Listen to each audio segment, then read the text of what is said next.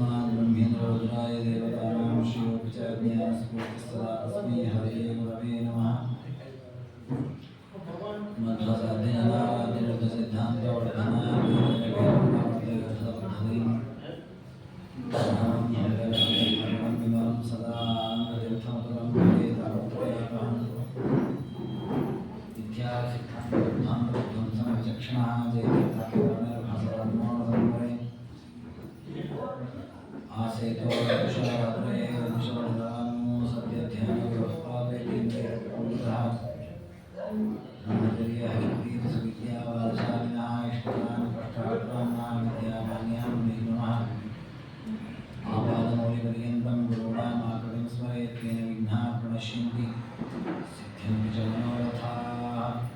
श्रीगुरुभ्यो नमः। हरि ओम हरि ओम हरि ओम।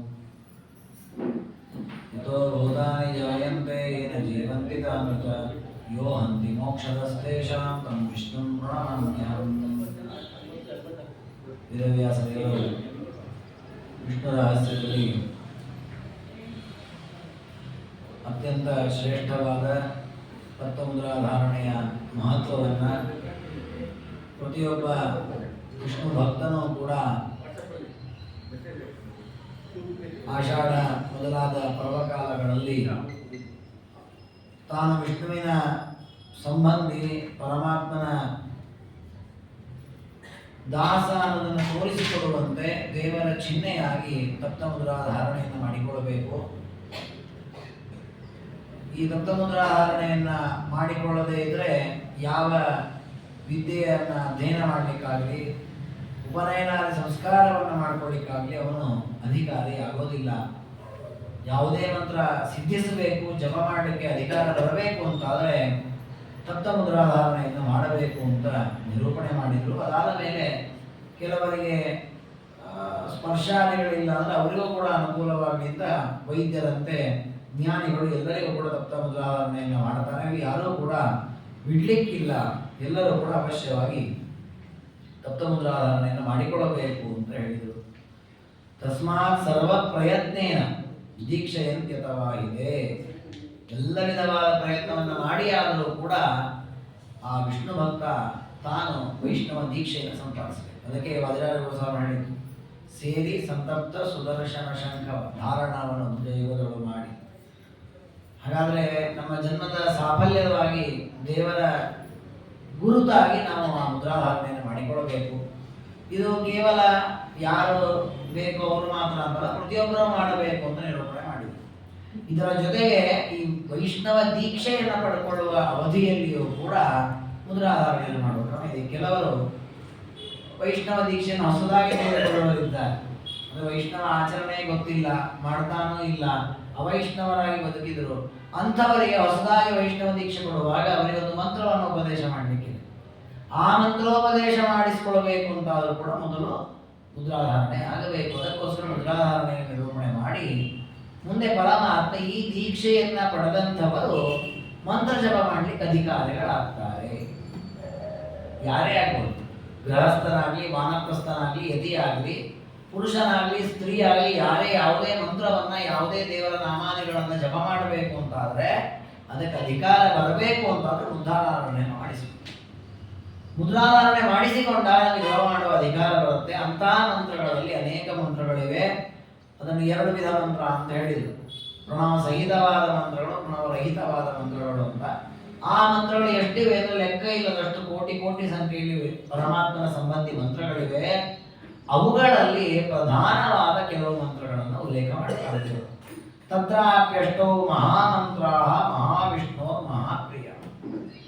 ಈಗ ಆಚಾರ್ಯರು ತಂತ್ರಸಾರ ಸಂಗ್ರಹದಲ್ಲಿಯೂ ಕೂಡ 72 ಮಹಾಮಂತ್ರಗಳನ್ನು ಉಪದೇಶ ಮಾಡಿದ್ದಾರೆ. ಅದೆಲ್ಲ ಏನದು ಅತ್ಯಂತ ಉಪಯುಕ್ತವಾದ ಆಚಾರ್ಯ ಹೇಳಿಬಿಡ್ತಾರೆ. ವಸ್ತುತಃ ದೇವರು ಬ್ರಹ್ಮದೇವರಿಗೆ ಉಪದೇಶ ಮಾಡಿದ್ದೆ ತಂತ್ರಸಾರ ಅನ್ನುವ ಗ್ರಂಥ. ಅದರ ಸಂಗ್ರಹವಾಗಿ ಆಚಾರ್ಯರು ಬರೆದುಕೊಂಡರು 400 ಶ್ಲೋಕ ಚಿಂತನೆಯಲ್ಲಿ.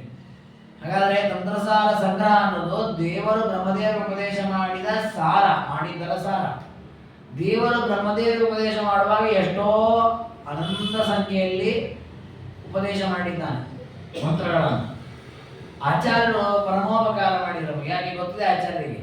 ಅಷ್ಟೆಲ್ಲ ಮಂತ್ರ ಜಪ ಮಾಡುವ ಯೋಗ್ಯತೆ ಇವರದ್ದಲ್ಲ ಅಂತ. ಅದಕ್ಕೆ ಆಚಾರ್ಯ ಏನು ಮಾಡಿದ್ರು, ಬ್ರಹ್ಮದೇವರಿಗೆ ದೇವರು ಎಷ್ಟು ಉಪದೇಶ ಕೊಟ್ಟಿದ್ದಾನೆ ಅದರಲ್ಲಿ ಸಂಗ್ರಹ ಮಾಡಿ ಎಷ್ಟು ಅತ್ಯಂತ ಅವಶ್ಯಕ ಆ ಮಂತ್ರಗಳನ್ನು ಸಂಗ್ರಹ ಮಾಡಿಕೊಟ್ರು. ಅದು 72 ಮಂತ್ರಗಳಿವೆ. ನಾವು ಆ 72 ಮಂತ್ರಗಳನ್ನು ಮಾಡಲ್ಲ. ಅದಕ್ಕೂ ಸ್ವಲ್ಪ ಅನುಕೂಲವಾಗಲಿ ಅಂತ 8 ಪ್ರಧಾನ ಅಂತ ಹೇಳಿದ್ರು. ಅಷ್ಟವು ಮಹಾಮಂತ್ರ, 72 ಮಹಾಮಂತ್ರಗಳು ಇಂಪಾರ್ಟೆಂಟ್. ಅದನ್ನೆಲ್ಲವನ್ನು ಜಪ ಮಾಡಬೇಕು. ಅದೆಲ್ಲದರ ಮೂಲಕ ಪರಮಾತ್ಮನ ಆರಾಧನೆ ಮಾಡಬೇಕು. 72 ದೇವರ ಮಂತ್ರಗಳೇ ಅಲ್ಲ, ಅದರಲ್ಲಿ ಕೆಲವು ಲಕ್ಷ್ಮೀ ಮಂತ್ರಗಳು, ಬ್ರಹ್ಮದೇವರ ಮಂತ್ರ, ಮುಖ್ಯ ಪ್ರಾಣ ಮಂತ್ರ, ಗರುಡಾದಿಗಳ ಮಂತ್ರ, ಗಣಪತಿ ಮಂತ್ರ, ಈ ಬೇರೆ ಬೇರೆ ಮಂತ್ರಗಳು ಇವೆ. ಎಲ್ಲ ಮಂತ್ರಗಳು ಸೇರಿ 72 ಮಹಾಮಂತ್ರಗಳಿವೆ. ಆ 72 ಮಹಾಮಂತ್ರಗಳಲ್ಲಿಯೂ ಆರಂಭದಲ್ಲಿ ಬರುವ 8 ಮಹಾಮಂತ್ರ ದೇವರಿಗೆ ಬಹಳ ಪ್ರಿಯವಾದ ಮಂತ್ರ. ಅದಕ್ಕೆ ಅದನ್ನು ಅಷ್ಟಮಹಾಮಂತ್ರ ಅಂತ ಹೇಳಿದ್ದಾರೆ. ಅದು ಸದಾಚಾರ್ಯ ದ್ವಿಜೈರೇವ ಜವಿತವ್ಯಾದಿ ಶೌಚಿ. ಅದು ಅಷ್ಟಮಹಾಮಂತ್ರ ಪ್ರಸಿದ್ಧ, ದೇವರಿಗೆ ಅತ್ಯಂತ ಪ್ರಿಯ. ಹಾಗಾಗಿ ಅದಕ್ಕೆ ಒಂದು ನಿಯಮ ಇದೆ. ಏನು ಅಂದ್ರೆ, ಯಾರು ಅತ್ಯಂತ ಶುದ್ಧವಾದ ಆಚಾರ ಹೊಂದಿದ್ದಾರೆ ಅವರು ಮಾತ್ರ ಜಪ ಮಾಡಬೇಕು. ಸದಾಚಾರೈ ದ್ವಿಜೈ ಏವಕಾರ ಹಾಕಿದ್ದಾರೆ. ಅದು ಎಂತಹದ್ದು, ಅತಿ ಶೌಚಿವಿ. ಸಾಧಾರಣವಾದ ಶೌಚ ಇದ್ರೆ ಸಾಕಾಗೋದಿಲ್ಲ, ಬಲವತ್ತರವಾದ ಶೌಚ ಬೇಕು, ಶುದ್ಧಿ ಬೇಕು. ಎಲ್ಲ ಇಂದ್ರಿಯಗಳ ಶುದ್ಧಿ, ಮನಸ್ಸಿನ ಶುದ್ಧಿ, ಅರ್ಥಾದಿಗಳ ಶುದ್ಧಿ, ಎಲ್ಲ ವಿಧವಾದ ಶುದ್ಧಿಯನ್ನು ಯಾರು ಸಂಪಾದಿಸಿದ್ದಾರೆ ಅವರು ಮಾತ್ರ ಇಂತಹ ಮಂತ್ರವನ್ನು ಜಪ ಮಾಡಲಿಕ್ಕೆ ಅರ್ಹರಾಗ್ತಾರೆ. ಆಚಾರ್ಯರ ತಮ್ಮಂದಿರು ವಿಷ್ಣು ತೀರ್ಥರು ಅಂತ, ಮಧ್ವಾಚಾರ್ಯರ ತಮ್ಮಂದಿರು ಪೂರ್ವಾಶ್ರಮದಲ್ಲಿ, ಅವರು ಈಗಲೂ ಕೂಡ ಸುಬ್ರಹ್ಮಣ್ಯ ಕ್ಷೇತ್ರದಲ್ಲಿರುವಂತಹ ಕುಮಾರ ಪರ್ವತ ಅಂತ ಒಂದು ಪರ್ವತ ಇದೆ. ಆ ಪರ್ವತದಲ್ಲಿ ಕುಳಿತುಕೊಂಡು ತಪಸ್ಸು ಮಾಡ್ತಾ ಇದ್ದಾರೆ. ಅವರು ದೇಹತ್ಯಾಗವನ್ನು ಮಾಡಿಲ್ಲ, ಅವರು ವೃಂದಾವನವೂ ಆಗಿಲ್ಲ, ಅವರು ಈಗಲೂ ಇದ್ದಾರೆ, ಹಾಗಿದ್ದೆ ಸಶರೀರವಾಗಿಯೇ ಇದ್ದಾರೆ. ಅವರು ಮುಂದೆ ಇನ್ನೊಂದು ಸಾವಿರಾರು ವರ್ಷಗಳು ಕಳೆದು ಎಲ್ಲ ಕಡೆಯೂ ಕೂಡ ಆಚಾರ್ಯರ ಗ್ರಂಥಗಳ ಜ್ಞಾನವೇ ತಿರೋಧಾನ ಆಗುವ ಪ್ರಸಂಗ ಬಂದಾಗ ಅವರು ಆ ಪರ್ವತದಿಂದ ಕೆಳಗಿಳಿದು ಬರ್ತಾರೆ. ಇಳಿದು ಬಂದು ಕಡ್ತಿಲ ಅಂತ ಒಂದು ಊರಿದೆ, ಅಲ್ಲಿ ಆಚಾರ್ಯರು ತಮ್ಮ ಗ್ರಂಥಗಳನ್ನೆಲ್ಲ ತಾಮ್ರಾದಿ ಲೋಹದಲ್ಲಿ ಬರೆಸಿ ಇಟ್ಟಿದ್ದಾರೆ, ಮುಚ್ಚಿಟ್ಟಿದ್ದಾರೆ. ಅದು ಯಾರಿಗೂ ತೆಗಿಲಿಕ್ಕೆ ಬರಲ್ಲ, ಈ ಬರೆಯೋದು ಒಂದು ಬಾವಿ ತರ ಕಾಣುತ್ತೆ. ಅದನ್ನ ತೆಗೆದು ಅಲ್ಲಿರುವ ಗ್ರಂಥಗಳ ಮೂಲಕ ಮತ್ತೆ ವೈಷ್ಣವ ಸಿದ್ಧಾಂತ ಸ್ಥಾಪನೆಯನ್ನ ಮಾಡುತ್ತಾರೆ. ಅವರು ಈಗ ಏನು ಮಾಡ್ತಾ ಇದ್ದಾರೆ ಅಂದ್ರೆ ತಪಸ್ಸು ಮಾಡ್ತಾ ಇದ್ದಾರೆ. ಅವರು ತಪಸ್ಸು ಮಾಡಿದ್ದನ್ನ ಪಂಡಿತಾಚಾರ್ಯರು ಸುಮಾರು 8-9 ಶ್ಲೋಕಗಳಲ್ಲಿ ವರ್ಣನೆ ಮಾಡ್ತಾರೆ. ಎಷ್ಟು ಕಠಿಣವಾಗಿ ತಪಸ್ಸು ಮಾಡಿದ್ರು. ಆ ಕಠಿಣವಾದ ತಪಸ್ಸು ಮಾಡಿದ್ದನ್ನು ಯಾಕಷ್ಟು ವರ್ಣನೆ ಮಾಡಿದ್ರು, ಅವರು ಮಾಡುವ ಮಂತ್ರಗಳ ಜಪ ಎಲ್ಲ ಇಂಥ ಮಂತ್ರಗಳು. ಅಂದ್ರೆ ಮಂತ್ರ ಜಪ ಮಾಡಬೇಕು ಅಂತ ಆದ್ರೆ ಕಠಿಣವಾದ ವೈರಾಗ್ಯ ಬೇಕು, ಇಂದ್ರಿಯಗಳ ನಿಗ್ರಹ ಬೇಕು, ದೇಹ ದಂಡನೆ ಬೇಕು. ಅದಕ್ಕೆ ಅವ್ರ ಚರಿತ್ರೆ ಬರುತ್ತೆ, ಪಂಚಗವ್ಯಂ ಪ್ರಭೋ ಕಿಂಚಿತ್ ಪಂಚಮೇ ದಿನೇ. ಅವರು ತಪಸ್ಸು ಮಾಡ್ತಾ ಇದ್ದಾರೆ, ಜಪ ಮಾಡೋದು. ಆಚಾರ್ಯರಿಂದ ಈ ಅಷ್ಟ ಮಹಾಮಂತ್ರಗಳನ್ನು ಉಪದೇಶ ಪಡೆದು ಒಂದೊಂದು ಮಂತ್ರವನ್ನು ಜಪ ಮಾಡ್ತಾ ಇದ್ರು. ಜಪ ಮಾಡುವಾಗ ಏನ್ ತಿನ್ನಬೇಕು, ದಿನ ಇಡೀ ದಿನ ಜಪ ಮಾಡೋದು. ಜಪದ ಮಧ್ಯದಲ್ಲಿ ಒಂದು ಬಾರಿ ಪಂಚಗವ್ಯವನ್ನು ತೆಗೆದುಕೊಳ್ಳೋದು, ಮತ್ತೆ ಜಪ ಮಾಡೋದು. ಇಡೀ ದಿನ ಬರೀ ಒಂದು ಪಂಚಗವ್ಯ ಪ್ರಾಶನ ಅಷ್ಟೇ. ಅದು ಏನು ಡೈಲಿ ಮಾಡ್ತಾರ ಇಲ್ಲ, ಪಂಚಮೇ 5 ದಿನಕ್ಕೆ ಒಂದು ಬಾರಿ ತಗೊಳ್ಳುತ್ತದೆ. ಅದು ಎಷ್ಟು ಕಠಿಣವಾಗಿ ತಪಸ್ಸು, ಅಷ್ಟು ಶುದ್ಧೀಕರಣ ಬೇಕು, ದೇಹದಲ್ಲಿ ಸಂಪೂರ್ಣ ಪಾವಿತ್ರ್ಯ ಬೇಕು. ಆಗ ಮಾತ್ರ ನಾವು ಮಾಡಿದ ಜಪ ಒಳ್ಳೆಯ ಸ್ಥಿತಿಯನ್ನು. ಇದು ಬರೀ ಜಪಕ್ಕೊಂದೇ ಈ ವಿಶೇಷಣ ಅಲ್ಲ, ನಾವು ಮಾಡುವ ಪ್ರದಕ್ಷಿಣೆ ಇರಬಹುದು, ನಮಸ್ಕಾರ ಇರಬಹುದು, ಸೇವೆಗಳಿರ್ಬೋದು, ಕರ್ಮಾಚರಣೆ, ವಿಷ್ಣು ಪಂಚಕಾದಿ ವ್ರತಗಳಿರಬಹುದು, ಎಲ್ಲಾ ಸತ್ಕರ್ಮಗಳು ಕೂಡ ಎಷ್ಟು ನಾವು ಶುದ್ಧವಾಗಿ ಮಾಡ್ತೇವೆ ಅಷ್ಟು ಪುಣ್ಯ ಜಾಸ್ತಿ ಬರುತ್ತೆ. ಹಾಗಾಗಿ ನಮ್ಮಲ್ಲಿ ಮಾಡುವ ಒಂದು ಸಣ್ಣ ಕಾರ್ಯವನ್ನು ಕೂಡ ಶುದ್ಧವಾಗಿ ಮಾಡಬೇಕು ಅಂತ ಪ್ರಯತ್ನ ಮಾಡ್ತಾರೆ. ನಮ್ಮಲ್ಲಿ ಇವತ್ತೇನು ನಡೆದಿದೆ ಸಮಾಜದಲ್ಲಿ, ಓಡುವ ಕಾಲದ ಘಟ್ಟದಲ್ಲಿ ವೈಭವ ಆಗಬೇಕು ಅಂತ ನೋಡ್ತೇವೆ, ಶುದ್ಧವನ್ನು ಹೆಚ್ಚು ನೋಡ್ತಾ ಇಲ್ಲ. ಹಾಗಾಗಿ ಏನಾಗ್ತಾ ಇದೆ, ಫಲ ಕಡಿಮೆ ಬರುತ್ತೆ. ಪ್ರಾಚೀನರು ಮಾಡ್ತಾ ಇರುತ್ತೆ ಏನಂದ್ರೆ ಅವರು ವೈಭವಕ್ಕೆ ಹೆಚ್ಚು ಗಮನ ಹರಿಸ್ತಿಲ್ಲ. ಸಣ್ಣದಾದ್ರೂ ಪರವಾಗಿಲ್ಲ, 4 ಜನ ಬಂದರೂ ತೊಂದರೆ ಇಲ್ಲ, ಅಥವಾ ಒಂದೇ ಒಂದು ಹೂವನ್ನು ದೇವರಿಗೆ ಅರ್ಪಿಸಿದ್ರು ಪರವಾಗಿಲ್ಲ, ದೊಡ್ಡ ದೊಡ್ಡ ಮಾಲೆಯೇ ಬೇಕು ಅಂತಿಲ್ಲ, ಅದು ಶುದ್ಧವಾಗಿ ಒಂದು ಲೋಟ ನೀರು ಅಭಿಷೇಕ ಮಾಡಿದ್ರೆ ಸಾಕು. 1000 ತಂಬಿಗೆ ಅಭಿಷೇಕ ಮಾಡೋದೇನು ಬೇಕಂತಿಲ್ಲ. ಆ ಒಂದು ಲೋಟ ಅಭಿಷೇಕ ಏನು ಮಾಡ್ತೇವೆ ಅದು ಶುದ್ಧವಾಗಿ ಆಗುತ್ತೆ. ಹಾಗಾಗಿ ಎಷ್ಟೆಷ್ಟು ನಾವು ಶುದ್ಧವಾದ ಕರ್ಮಗಳನ್ನು ಆಚರಣೆ ಮಾಡ್ತೇವೆ ಅಷ್ಟು ಫಲ ಜಾಸ್ತಿ ಬರ್ತದೆ. ಅದಕ್ಕೋಸ್ಕರ ನಮ್ಮಲ್ಲಿ ಏಕಾದಶಿ ದಿನ ಮಾತಾಡಬಾರ್ದು, ಹೆಚ್ಚು ಹೊರಗೆ ಹೋಗಬಾರದು ಅಂತೆಲ್ಲ ಹೇಳೋದಕ್ಕೆ. ಯಾಕೆ ಅಂದರೆ ಮಾತಾಡಿದಷ್ಟು ನಾವು ಬೇಡವಾದ ವಿಚಾರ ಮಾತನಾಡ್ತೀವಿ, ಅದರಿಂದ ನಮ್ಮ ದೇಹ ಪವಿತ್ರ ಆಗುತ್ತೆ. ಹೊರಗೆ ಹೋದ್ರೆ ಬೇಡ ಅಂತ ನೋಡ್ತೇವೆ, ಬೇಡ ಅಂತ ಜೊತೆ ಮಾತಾಡ್ತೇವೆ, ಬೇಡ ಅಂತ ಮುಟ್ತೇವೆ. ಹಾಗಾಗಿ ಇದೆಲ್ಲವೂ ಕೂಡ ನಮ್ಮ ಅಪವಿತ್ರ ಕಾರಣ. ನಮ್ಮ ಏಕಾದಶಿ ವ್ರತದ ಫಲ ಕಡಿಮೆಯಾಗಿ ಬಿಡುತ್ತೆ. ಫಲ ಚೆನ್ನಾಗಿ ಬರಬೇಕಾ, ನಾವು ಶುದ್ಧರಾಗಿರ್ಬೇಕಾದ್ರೆ ಅಪವಿತ್ರ ಆಗಬಾರದು. ಅದಕ್ಕೋಸ್ಕರವಾಗಿ ಈ ಸಿದ್ಧಿಯನ್ನು ಪಡ್ಕೊಳ್ಳಿಕ್ಕೋಸ್ಕರ ಅಷ್ಟಮಹಾಮಂತ್ರಗಳಿಗಾಗುವಾಗ ವಿಷ್ಣು ರಹಸ್ಯ ಹೇಳುತ್ತೆ, ಚೆನ್ನಾಗಿ ಶುದ್ಧೀಕರಣ ಬೇಕು, ಒಳ್ಳೆಯ ಸದಾಚಾರ ಇರಬೇಕು, ಅಂಥವರಿಗೆ ಮಾತ್ರ ಸಿದ್ಧಿಯನ್ನು ಕೊಡ್ತದೆ. ಯಾವುದು ಆ 8 ಮಹಾಮಂತ್ರಗಳು ಅಂದರೆ, ಮೊದಲನೆಯದು ಪ್ರಣವ ಮಂತ್ರ. ಪ್ರಣವ ಮಂತ್ರ ಅಂದ್ರೆ ಪ್ರಸಿದ್ಧವಾದ ಓಂಕಾರ, ಅದನ್ನ ಪ್ರಣವ ಮಂತ್ರ ಅಂತ ಕರೀತಾರೆ. ಪ್ರಣವ ಮಂತ್ರ ಏನಿದೆ ಇದು ಅಷ್ಟಮಹಾಮಂತ್ರಗಳಲ್ಲಿ ಮೊದಲನೆಯ ಮಂತ್ರ. ಯಾಕೆ ಅಂದ್ರೆ ಸಮಗ್ರ ವೇದಗಳಲ್ಲಿ ಏನು ದೇವರ ಮಹಿಮೆ ಇದೆ ಅಷ್ಟೋ ಮಹಿಮೆ ಈ ಪ್ರಣವ ಮಂತ್ರದಿಂದ ದೇವರಿಗೆ ಹೇಳಲ್ಪಡುತ್ತೆ. ದೇವರನ್ನ ಪ್ರಣವದಿಂದ ನಾವು ಉಪಾಸನೆ ಮಾಡಿದ್ರೆ ಅಷ್ಟೋ ಮಂತ್ರಗಳಿಂದ ದೇವರ ಉಪಾಸನೆ ಮಾಡಿದ್ರೆ ಫಲ ಬರ್ತದೆ. ಹಾಗೆ ಅದಕ್ಕೆ ಬಹಳ ಫಲ. ಹಾಗೆ ಅದು ಮೊದಲನೇ ಮಂತ್ರ. ಎರಡನೇದ್ದು ಮಾತೃಕಾ ಮಂತ್ರ ಅಂತ ಉಲ್ಲೇಖ ಮಾಡಿದ್ದಾರೆ. ಮಾತೃಕಾ ಮಂತ್ರ ಅಂದ್ರೆ ಈ 51 ಅಕ್ಷರಗಳಿವೆ. ಅ ಆ ಇ ಈ ಉ ಉ ಗ ಘ ಗ ಘ ಅಂತೆಲ್ಲ ಇವ ಅಕ್ಷರಗಳು. ಈ 51 ಅಕ್ಷರಗಳು ಅಂತ ಸಂಸ್ಕೃತದಲ್ಲಿ ಪ್ರಧಾನವಾಗಿ. ಯಾಕೆಂದ್ರೆ ಅದರಲ್ಲಿಯೂ ಕೂಡ ಮತ್ತೆ ವಿಮರ್ಶೆಗಳಿವೆ. ಅಂದ್ರೆ ಆಚಾರ್ಯರು ಈ ಮಾತೃಕಾ ಮಂತ್ರಗಳನ್ನು ಹೇಳುವಾಗ ಅಂ ಅಹ ಅನ್ನೋದನ್ನು ಪ್ರತ್ಯೇಕ ಅಕ್ಷರ ಅಂತ ಉಲ್ಲೇಖ ಮಾಡ್ತಾರೆ. ಆದರೆ ವ್ಯಾಕರಣ ಅಂದ್ರೆ ಪಾಣಿನಿ ವ್ಯಾಕರಣ ಶಾಸ್ತ್ರದ ಪ್ರಕಾರ ಅಮ್ಮಹ ಪ್ರತ್ಯೇಕ ಅಕ್ಷರಗಳಲ್ಲ. ಮಕಾರದ ಅರ್ಧ ಮಕಾರವನ್ನೇ ಅನುಸ್ವಾರ ಅಂತ ಪರಿಗಣನೆ ಮಾಡ್ತಾರೆ, ಅರ್ಧ ಹಕಾರವನ್ನ ವಿಸರ್ಗ ಅಂತ ಪರಿಗಣನೆ ಮಾಡ್ತಾರೆ, ಪ್ರತ್ಯೇಕ ಅಕ್ಷರ ಅಂತ ಗುರುತಿಸೋದಿಲ್ಲ. ಅದರ ಆಚಾರ್ಯರು ಮಾತೃಕಾ ಮಂತ್ರ ಹೇಳುವಾಗ 51 ಅಕ್ಷರಗಳನ್ನು ಹೇಳಿದ್ದಾರೆ. ಆ ಎಲ್ಲ ಅಕ್ಷರಗಳು, ಆ ಅಕ್ಷರಕ್ಕೆ ಸಂಬಂಧಪಟ್ಟಂತೆ ಪರಮಾತ್ಮನದು 51 ರೂಪಗಳಿವೆ. ಅಜ, ಆನಂದ, ಇಂದ್ರ, ಈಶ, ಉಗ್ರ, ಊರ್ಜ ಅಂತ 51 ರೂಪಗಳಿವೆ. ಆ 51 ಪರಮಾತ್ಮನ ರೂಪಗಳನ್ನ ನಮ್ಮ ದೇಹದಲ್ಲಿ ನ್ಯಾಸ ಮಾಡುವುದೇನಿದೆ ಇದನ್ನ ಮಾತೃಕಾ ಮಂತ್ರ ಅಂತ ಹೇಳ್ತಾರೆ. ಅಮ್ಮಜ, ಆನಂದ ಅಂತ ಈ ರೀತಿ ನಮ್ಮ ಮುಖದಲ್ಲಿ ದೇಹದ ಅವಯವಗಳಲ್ಲಿ ನ್ಯಾಸ ಮಾಡಲಿಕ್ಕೆ ಅದನ್ನ ಮಾತೃಕಾ ನ್ಯಾಸ ಅಥವಾ ಅದನ್ನು ಮಾತೃಕಾ ಮಂತ್ರ ಅಂತ ಕರೀತೀವಿ. ಎರಡನೆಯ ಮಂತ್ರ. ಆಮೇಲೆ ಅಷ್ಟಾರಣ ಅಂದ್ರೆ ಅಷ್ಟ ಅಕ್ಷರದ ಮಂತ್ರ. ಅಂದ್ರೆ 8 ಅಕ್ಷರ ಇರುವ ಮಂತ್ರ ಅಂದ್ರೆ ನಾರಾಯಣ ಅಷ್ಟಾಕ್ಷರ ಮಂತ್ರ. ಅದು ಮೂರನೇದು. ವ್ಯಾಹೃತಿ 12 ಅಕ್ಷರ ವ್ಯಾಹೃತಿ ಮಂತ್ರ. ವ್ಯಾಹೃತಿ ಮಂತ್ರ ಅಂದ್ರೆ ಓಂ ಭೂ ಭುವ ಸ್ವ ಅಂತ 3 ವ್ಯಸ್ತ ವ್ಯಾಹೃತಿಗಳು ಜೋಡಿಸಿದರೆ ಸಮಸ್ತ ವ್ಯಾಹೃತಿ. ಇದನ್ನ ವ್ಯಾಹೃತಿ ಮಂತ್ರ ಅಂತ ಕರೆದಿದ್ದಾರೆ. ಇದು 4ನೆಯ ಮಂತ್ರ. ಆಮೇಲೆ 12 ಅಕ್ಷರ ಮಂತ್ರ. 12 ಅಕ್ಷರ ಅಂದ್ರೆ ಓಂ ನಮೋ ವಾಸುದೇವಾಯ, ವಾಸುದೇವ 12 ಅಕ್ಷರ 5ನೆಯ ಮಂತ್ರ. ಗಾಯತ್ರಿ, ಪ್ರಸಿದ್ಧವಾದ ಗಾಯತ್ರಿ ಮಂತ್ರ. ಪುರುಷ ಅಂದ್ರೆ ಪುರುಷ ಸೂಕ್ತ. ಸಹಸ್ರ ಶೀರ್ಷ, ಪುರುಷ ಅಂತ 16 ಮಂತ್ರಗಳಿವೆ. ಪುರುಷ ಸೂಕ್ತವೇ ಒಂದು ಮಂತ್ರ. ವಿಶ್ವಾಮಿತ್ರ ಗಾಯತ್ರಿ ಮಂತ್ರ. ಬ್ರಹ್ಮ ಗಾಯತ್ರಿ ಅಂತಲೂ ಮಂತ್ರ ಇದೆ. ಬ್ರಹ್ಮ ಗಾಯತ್ರಿ, ವಿಶ್ವಾಮಿತ್ರ ಗಾಯತ್ರಿ ಎರಡು ಒಂದೇ. ಅದರಲ್ಲಿ ವ್ಯಾಹೃತಿ ಸೇರಿಸಿದ್ರೆ ವಿಶ್ವಾಮಿತ್ರ ಗಾಯತ್ರಿ ಅಂತ. ವ್ಯಾಹೃತಿಗೆ ಬರೀ ತತ್ಸವಿತರವರೆಣ್ಯ ಮಂತ್ರ ಅಷ್ಟೇ ಹೇಳಿದ್ರೆ ಬ್ರಹ್ಮ ಗಾಯತ್ರಿ ಅಂತ ವ್ಯವಹಾರ ಮಾಡುವಂತಹ ಕ್ರಮ. ಆದರೆ ಎರಡೂ ಮಂತ್ರವೂ ಕೂಡ ಅಷ್ಟಮಹಾಮಂತ್ರದಲ್ಲಿ ಗಾಯತ್ರಿ ಅಂತವೇ ಪರಿಗಣನೆ ಆಗ್ತದೆ, ಪ್ರತ್ಯೇಕವಾಗಿ ಗುರುತಿಸೋದಿಲ್ಲ. ಆಮೇಲೆ ವಿಷ್ಣು 6 ಅಕ್ಷರದ ವಿಷ್ಣು ಷಡಕ್ಷರ ಮಂತ್ರ. ಓಂ ವಿಷ್ಣವೇ ನಮಃ. ಸಂಧ್ಯಾ ವಿಶ್ವಾಮಿತ್ರ ಗಾಯತ್ರಿ, ವಿಶ್ವಾಮಿತ್ರ ಗಾಯತ್ರಿ ವ್ಯಾಹೃತಿ ಸಹಿತವಾಗಿ ಹೇಳಬೇಕು. ಹೀಗೆ ಗಾಯತ್ರಿ, ಪುರುಷ ಸೂಕ್ತ, ವಿಷ್ಣುರ ಮಹಾಮಂತ್ರಾಟಕಂ ಸ್ಮೃತಂ, ಆಮೇಲೆ ವಿಷ್ಣು ಮಂತ್ರ, ವಿಷ್ಣು ಷಡಕ್ಷರ ಮಂತ್ರ.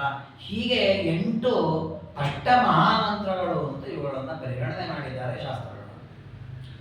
ಈ ಅಷ್ಟ ಮಹಾಮಂತ್ರಗಳೇನಿವೆ ನೋಡಿ, 72 ಮಹಾಮಂತ್ರಗಳು, ಅವುಗಳಲ್ಲಿ ಶ್ರೇಷ್ಠವಾದ 8 ಮಹಾಮಂತ್ರ. ಇವುಗಳಲ್ಲಿಯೂ ಶ್ರೇಷ್ಠವಾದದ್ದು ಪ್ರಣವ ಮಂತ್ರ. ತತ್ರಾಪಿ ಪ್ರಣವೋ ಮಂತ್ರೋ ಯತೀನಾಮೇವ ಕೀರ್ತಿತ. ಹಾಗಾಗಿ ಆ ಪ್ರಣವ ಮಂತ್ರಕ್ಕೆ ಅಧಿಕಾರಿಗಳ್ಯಾರು? ಯತಿಗಳೇ, ಸನ್ಯಾಸಿಗಳೇ ಪ್ರಣವ ಮಂತ್ರ ಮಾಡ್ತಾರೆ. ಮನುಷ್ಯರು, ಸಾಮಾನ್ಯರು, ಉಳಿದವರು ನಾವು ಮಾಡೋ ಹಾಗೆ ಇಲ್ಲ. ಮಾಡೋದಿದ್ರು 10ರ ಒಳಗೆ ಮಾಡಬೇಕು, 10ಕ್ಕೂ ಹೆಚ್ಚು ಮಾಡೋ ಹಾಗಿಲ್ಲ. ಅದನ್ನ ಇದೇ ಹೇಳಿಬಿಡ್ತದೆ ವಿಷ್ಣು ಅನ್ಯಾಶ್ರಮಾಹಿತಂ ಜಪ್ತ್ವಾ ಭವಂತಿ ಪ್ರತ್ಯವಾಯಿನಃ. ಪ್ರಣವ ಮಂತ್ರವನ್ನ ಚೆನ್ನಾಗಿ ಜಪ ಮಾಡುವ ಅಧಿಕಾರಿಗಳು ಯತಿಗಳಿಗೆ. ಯತಿಗಳನ್ನ ಬಿಟ್ಟು ಗೃಹಸ್ಥರೋ, ಬ್ರಹ್ಮಚಾರಿಯೋ, ವಾನಪ್ರಸ್ಥೋ ಇದನ್ನು ಜಪ ಮಾಡಿದ್ರೆ ಅವರಿಗೆ ದೋಷ ಬರುತ್ತೆ, ಪಾಪ ಬರುತ್ತೆ. ಅದನ್ನ ಹೇಳಬಹುದು. ಬರೀ ಪ್ರಣವ ಮಂತ್ರವೇ ಜಪ ಮಾಡೋದಲ್ಲ, ಎಲ್ಲ ಮಂತ್ರಗಳಿಗೂ ಪ್ರಣವ ಸಹಿತವಾಗಿ ಮಾಡೋದಿದೆ. ಅದು ಪ್ರಣವ ಮಂತ್ರ ಅಂತ ಆಗೋದಿಲ್ಲ. ಬರೀ ಪ್ರಣವ ಮಂತ್ರವನ್ನೇ ಜಪ ಮಾಡೋದಿಲ್ಲ. ಅಂದ್ರೆ ತ್ರಿಬಾರಿ ಪ್ರಣವ ಹೇಳೋದು, ಓಂ ಓಂ ಓಂ ಅಂತ. ಇದೊಂದು ಮಂತ್ರ, ಅದರ ಕ್ರಮ ಇದೆ, ಹೇಳೋ ಕ್ರಮ. ಆ ಕ್ರಮದಲ್ಲಿ ಏನು ಪ್ರಣವ ಮಂತ್ರವನ್ನು ಯತಿಗಳು ಜಪ ಮಾಡ್ತಾರೆ, ಹಾಗೆ ಉಳಿದವರು ಜಪ ಮಾಡಿದ್ರೆ ಅವರಿಗೆ ದೋಷ ಬರುತ್ತೆ ನೋಡಿ. ಹಾಗಾದ್ರೆ ಜಪ ಮಾಡ್ಲಿಕ್ಕೆ ಅಧಿಕಾರವೂ ಕೂಡ ಕೆಲವರಿಗೆ ಇರುವುದು, ಎಲ್ಲರಿಗೂ ಅಧಿಕಾರ ಇಲ್ಲ. ಯಾರಿಗೆ ಯಾವ ಅಧಿಕಾರ ಇದೆ ಅವರನ್ನು ಜಪ ಮಾಡ್ತಾರೆ. ಇನ್ನು ಮಾತೃಕಾ ಮಂತ್ರ, ಪುರುಷ ಸೂಕ್ತ, ವ್ಯಾಹೃತಿ ಮಂತ್ರ, ದ್ವಾದಶಾಕ್ಷರ ಮಂತ್ರ, ಈ ಮಂತ್ರಗಳೇನಿವೆ ಈ ಮಂತ್ರಗಳನ್ನ ಗೃಹಸ್ಥರು, ಬ್ರಹ್ಮಚಾರಿಗಳು, ವಾನಪ್ರಸ್ಥರು ಎಲ್ಲರೂ ಮಾಡಬಹುದು. ಅದರಲ್ಲಿಯೂ ಮತ್ತೆ 8 ಮಹಾಮಂತ್ರಗಳಾಯಿತು. ಇವು ಬಿಟ್ಟಿನ ಕೆಲವು ಮಂತ್ರಗಳಿವೆ. ಯಾವ ಮಂತ್ರಗಳು ಅಂದ್ರೆ ನರಸಿಂಹ ಮಂತ್ರ. ಅದರಲ್ಲಿ 2 ರೀತಿಯ ಮಂತ್ರವನ್ನು ಆಚಾರ್ಯ ಹೇಳಿದ್ದಾರೆ. ಒಂದು ಏಕಾಕ್ಷರ ನರಸಿಂಹ ಮಂತ್ರ, ಇನ್ನೊಂದು 32 ಅಕ್ಷರದ ನರಸಿಂಹ ಮಂತ್ರ. ಹೀಗೆ ಅನೇಕ ನರಸಿಂಹ ಮಂತ್ರಗಳಿವೆ. ಆ ನರಸಿಂಹ ಮಂತ್ರ, ಹಯಗ್ರೀವ ಮಂತ್ರ, ಹಂಸ ಮಂತ್ರ. ಹಂಸ ಮಂತ್ರ ವಸ್ತು ನಿತ್ಯದಲ್ಲಿ ನಮ್ಮ ದೇಹದಲ್ಲಿ ವಾಯುದರ್ಶನ ಮಾಡ್ತಾ ಇರ್ತಾರೆ. ನಮಗೆ ಎಚ್ಚರವೂ ಇಲ್ಲ ಮೈ ಮೇಲೆ. ನಮ್ಮ ಶ್ವಾಸೋಚ್ಛ್ವಾಸ ಏನು ನಡೆಯುತ್ತೆ, ಒಂದೊಂದು ಶ್ವಾಸೋಚ್ಛ್ವಾಸ ಆಗುವಾಗಲೂ ಮುಖ್ಯ ಪ್ರಾಣದೇವರು ಜಪ ಮಾಡ್ತಾರೆ. ಯಾವ ಮಂತ್ರವನ್ನ? ಹಂಸ ಮಂತ್ರವನ್ನೇ ಜಪ ಮಾಡ್ತಾರೆ. ಅಂದ್ರೆ ದೇವರ ಈಶ ನಾನು ದಾಸ ಅನ್ನೋ ಜಪವನ್ನೇ ಹಂಸ ಮಂತ್ರ ಜಪ ಅಂತ ಕರೆಯುವಂತ. ಆ ಮಂತ್ರವನ್ನ ಎಷ್ಟು ಬಾರಿ ಜಪ ಮಾಡ್ತಾರೆ ಅಂದ್ರೆ, ಎಷ್ಟು ಬಾರಿ ನಾವು ಶ್ವಾಸೋಚ್ಛ್ವಾಸ ಮಾಡ್ತೀವಿ ಎಷ್ಟು ಬಾರಿ ಜಪ ಮಾಡ್ತಾರೆ. 21,600 ಬಾರಿ ಜಪ ಮಾಡ್ತಾರೆ ಒಂದು ದಿನಕ್ಕೆ. ಅಂದ್ರೆ ನೋಡಿ, ನಾವು ಆಲೋಚನೆ ಮಾಡಬೇಕಾದ್ದು ಇಂಥ ಒಂದು ದಿವ್ಯವಾದ ಕ್ಷೇತ್ರ ನಮ್ಮ ದೇಹ. ಯಾಕೆ ನಮ್ಮ ಮನೆಯಲ್ಲಿ ನಾವು ಗಾಯತ್ರಿ ಮಂತ್ರ 10-15 ಅಷ್ಟೇ ಮಾಡೋದು ದಿನಕ್ಕೆ ಜಪ. ಅದು ನಮ್ಮ ಈ ದೇಹದಲ್ಲಿ ನಿತ್ಯದಲ್ಲಿ ಮುಖ್ಯ ಪ್ರಾಣದಲ್ಲಿ 21,600 ಬಾರಿ ಜಪ ಮಾಡ್ತಾರೆ ಅಂತಂದ್ರೆ ಇದು ಎಂಥ ಸಂವಿಧಾನಯುಕ್ತವಾದ ದೇಹ ಇದೆ. ನಮಗೊಂದು ದೊಡ್ಡ ಅವಕಾಶ ಏನಂದ್ರೆ, ಪ್ರತಿನಿತ್ಯ ಬೆಳಿಗ್ಗೆ ಎದ್ದ ಕೂಡಲೇ ನಿನ್ನೆ ಬೆಳಗ್ಗೆಯಿಂದ ರಾತ್ರಿ ತನಕ ಬೆಳಗ್ಗೆ ತನಕ 21,600 ಬಾರಿ ಪ್ರಣವ ಹಂಸ ಮಂತ್ರವನ್ನು ವಾಯುದೇವರು ಜಪ ಮಾಡಿದ್ದಾರೆ. ದೇವರಲ್ಲಿ ಅವರು ನಿನ್ನ ಪಾದಕ್ಕೆ ಅರ್ಪಣೆ ಮಾಡಿದ್ದಾರೆ. ಅದಕ್ಕೆ ನಾನು ಅಧಿಷ್ಠಾನನಾಗಿದ್ದೇನೆ. ಆ ಒಂದು ಪುಣ್ಯವು ನಿನ್ನ ಪಾದಕ್ಕೆ ಅರ್ಪಿತ ಅಂತ ನಾವು ಅರ್ಪಣೆ ಮಾಡಿರೋದು ಮೋಕ್ಷ ಸಾಧನೆ ಆಗುತ್ತೆ. ನೋಡಿ, ನಾವೇನು ಜಪ ಮಾಡಲಿಲ್ಲ, ನಮಗೆ ಜಪ ಮಾಡುವಾಗ ಮೈ ಮೇಲೆ ಎಚ್ಚರವೂ ಇರಲಿಲ್ಲ. ಅದ್ರ ಕಡೆ ಒಂದು ಕೃಷ್ಣಾರ್ಪಣ ಆಗುವಾಗ ಅದು ದೇವರಿಗೆ ಅರ್ಪಿತವಾಗಿದೆ, ವಾಯುದೇವರು ಅರ್ಪಣೆ ಮಾಡಿದ್ದಾರೆ ಅಂತ ಜ್ಞಾನ ಬಂದ್ರೆ ಅದು ಸಾಧನೆ. ಅದನ್ನು ನಾವು ಸಂಪಾದಿಸ್ಬೇಕು. ಹಾಗೆ ಆ ಹಂಸ ಮಂತ್ರ ಏನಿದೆ ಅದು ಕೂಡ ಜಪ ಮಾಡ್ಲಿಕ್ಕೆ ಬರುತ್ತೆ. ಆಮೇಲೆ ವರಾಹ ಮಂತ್ರ ಅಂತ ಅನೇಕ ವರಾಹ ಮಂತ್ರಗಳಿವೆ.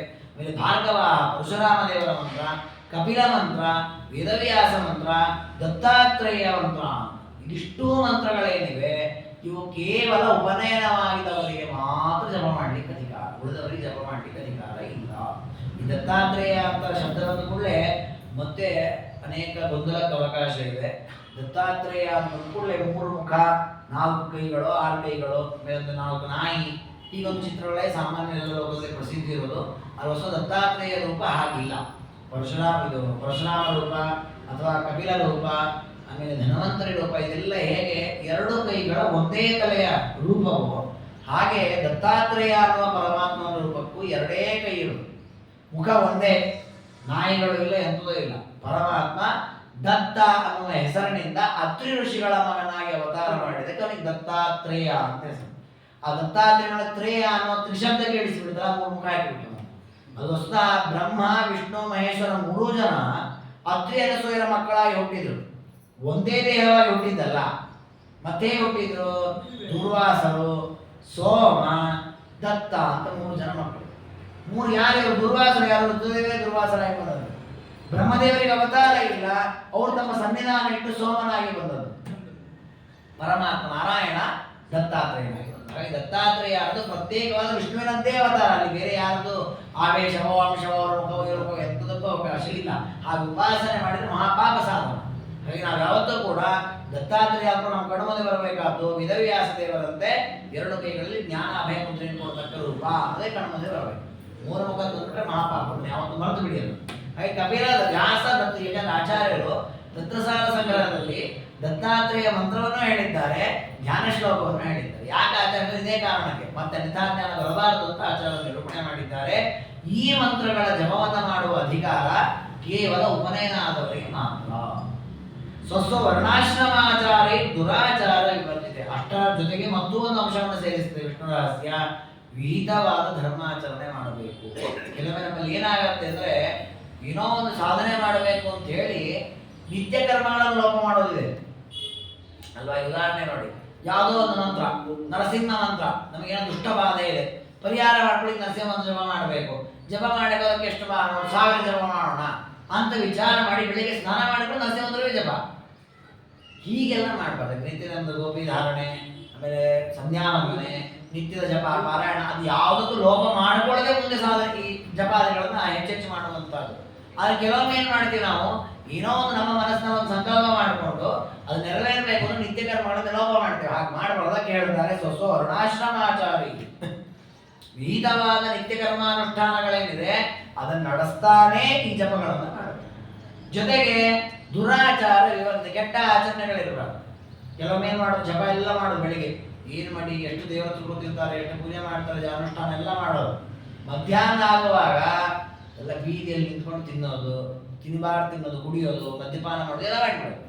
ಅಂದ್ರೆ ಬೆಳಗ್ಗೆ ಆ ರೂಪ, ಮಧ್ಯಾಹ್ನ ಈ ರೂಪ, ಹೀಗೆ ಮಾಡಿಬಿಟ್ಟು ನಮಗೆ ಯಾವ ಒಂದರೂ ಸಿಕ್ಸೋದು. ಹಾಗಾದ್ರೆ ಜಪ ಮಾಡುವಾಗ ಒಳ್ಳೆಯ ಆಚರಣೆಯೂ ಬೇಕು, ಕೆಟ್ಟ ಆಚಾರ ವಿಚಾರಗಳನ್ನು ಬಿಡಬೇಕು. ಬರೀ ತಿನ್ನೋದೊಂದೇ ಅಲ್ಲ, ಕಣ್ಣು, ಕಿವಿ, ಮೂಗು ಎಲ್ಲ ಇಂದ್ರಿಯಗಳು ಕೆಟ್ಟ ಆಚರಣೆಗಳನ್ನು ಮಾಡಬಾರದು. ಇದು ಈ ರೀತಿಯಲ್ಲಿ ಉಪಾಸನೆ ಮಾಡಿದಾಗ ಮಾತ್ರ ಫಲವನ್ನು ಕೊಡುತ್ತವೆ. ಇದಕ್ಕೆ ವಿಪರೀತವಾಗಿ ಏನಾದರೂ ವರ್ತಿಸಿದರೆ ಅನ್ಯಥಾ ನ ಫಲಪ್ರದ, ಫಲವನ್ನು ಕೊಡಲ್ಲ. ಕೆಲವೊಮ್ಮೆ ನಾವು ಇಂತಹ ರೂಪಗಳ ಉಪಾಸನೆಯನ್ನು ಮಾಡುವ ಅನಿವಾರ್ಯ ಇರುತ್ತೆ. ಮಾಡುವಾಗ ಅನಾಚಾರದಿಂದ ಮಾಡಿಬಿಡ್ತೇವೆ. ಅದರ ಶಾಪದಿಂದ ಎಷ್ಟೋ ವರ್ಷಗಳ ಕಾಲ ದುಃಖ ಅನುಭವಿಸಬೇಕಾಗಿದೆ. ನರಸಿಂಹ ಮಂತ್ರ ಬಹಳ ಪವರ್ಫುಲ್. ಅದನ್ನು ಚೆನ್ನಾಗಿ ಜಪ ಮಾಡಿದ್ರೆ ಎಲ್ಲ ಶತ್ರುಬಾಧೆ ನಿವಾರಣೆ ಆಗತ್ತೆ. ಆದ್ರೆ ಆ ನರಸಿಂಹ ಮಂತ್ರ ಜಪ ಮಾಡುವಾಗ ಸದಾಚಾರಿಯಾಗಿರ್ಬೇಕು.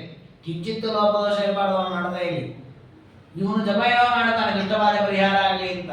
ಅದ್ರ ಜೊತೆಗೆ ಇವನಲ್ಲಿ ಅನಾಚಾರ ಬಂದ್ಬಿಡ್ತು ಅಂತ ಆದ್ರೆ ಅದೇ ಮಂತ್ರ ಇವನಿಗೆ ಬಂಧಕವಾಗುತ್ತೆ, ಇವನಿಗೆ ಹಿಂಸೆಯನ್ನು ಕೊಡುತ್ತೆ. ದೇವರ ಹಿಂಸೆ ಕೊಡಲ್ಲ. ಅದರ ತಾತ್ಪರ್ಯ ದೇವರ ಆ ಮಂತ್ರಗಳು ಅಷ್ಟು ಪವಿತ್ರವಾದದ್ದು. ಹಾಗೆ ಆ ಪವಿತ್ರವಾದ ಮಂತ್ರಗಳನ್ನು ನಾವು ಉಚ್ಚಾರ ಮಾಡಬೇಕಾದ್ರೆ ನಮ್ಮಲ್ಲಿ ಆ ಪವಿತ್ರ ಇರಬೇಕು. ಆಗ ಮಾತ್ರ ಅವು ಫಲವನ್ನು ಕೊಡುತ್ತವೆ.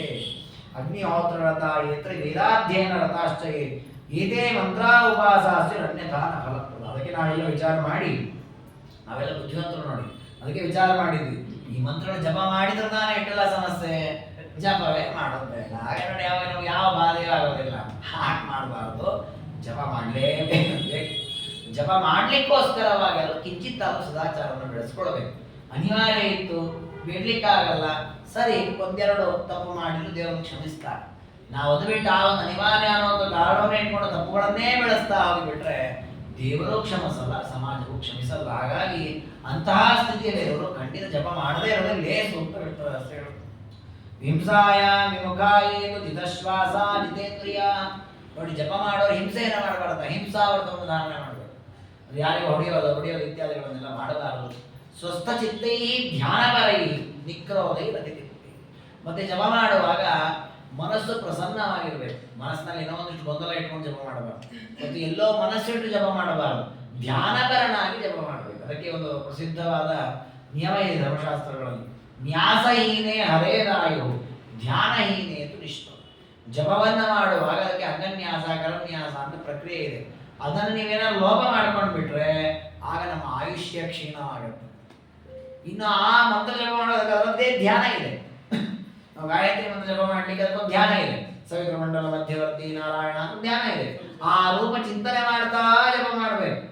ಆ ಧ್ಯಾನವೇ ಮಾಡಲಿಲ್ಲ, ನಾವು ಬರೀ ಈಗ ಮಣಿ ಹೋಗ್ತಾ ಇದೆ, ಬರೀ ಕೈ ತಿರುಗ್ತಾ ಇದೆ ಅಂತ ಆದ್ರೆ ಫಲವೇ ಇಲ್ಲ. ಅಂದ್ರೆ ಬಹಳ ಅಲ್ಪ ಫಲ ಬರುತ್ತೆ. ಹಾಗಾಗಿ ಧ್ಯಾನ ಸಹಿತವಾಗಿ ಜಪವನ್ನು ಮಾಡಬೇಕು.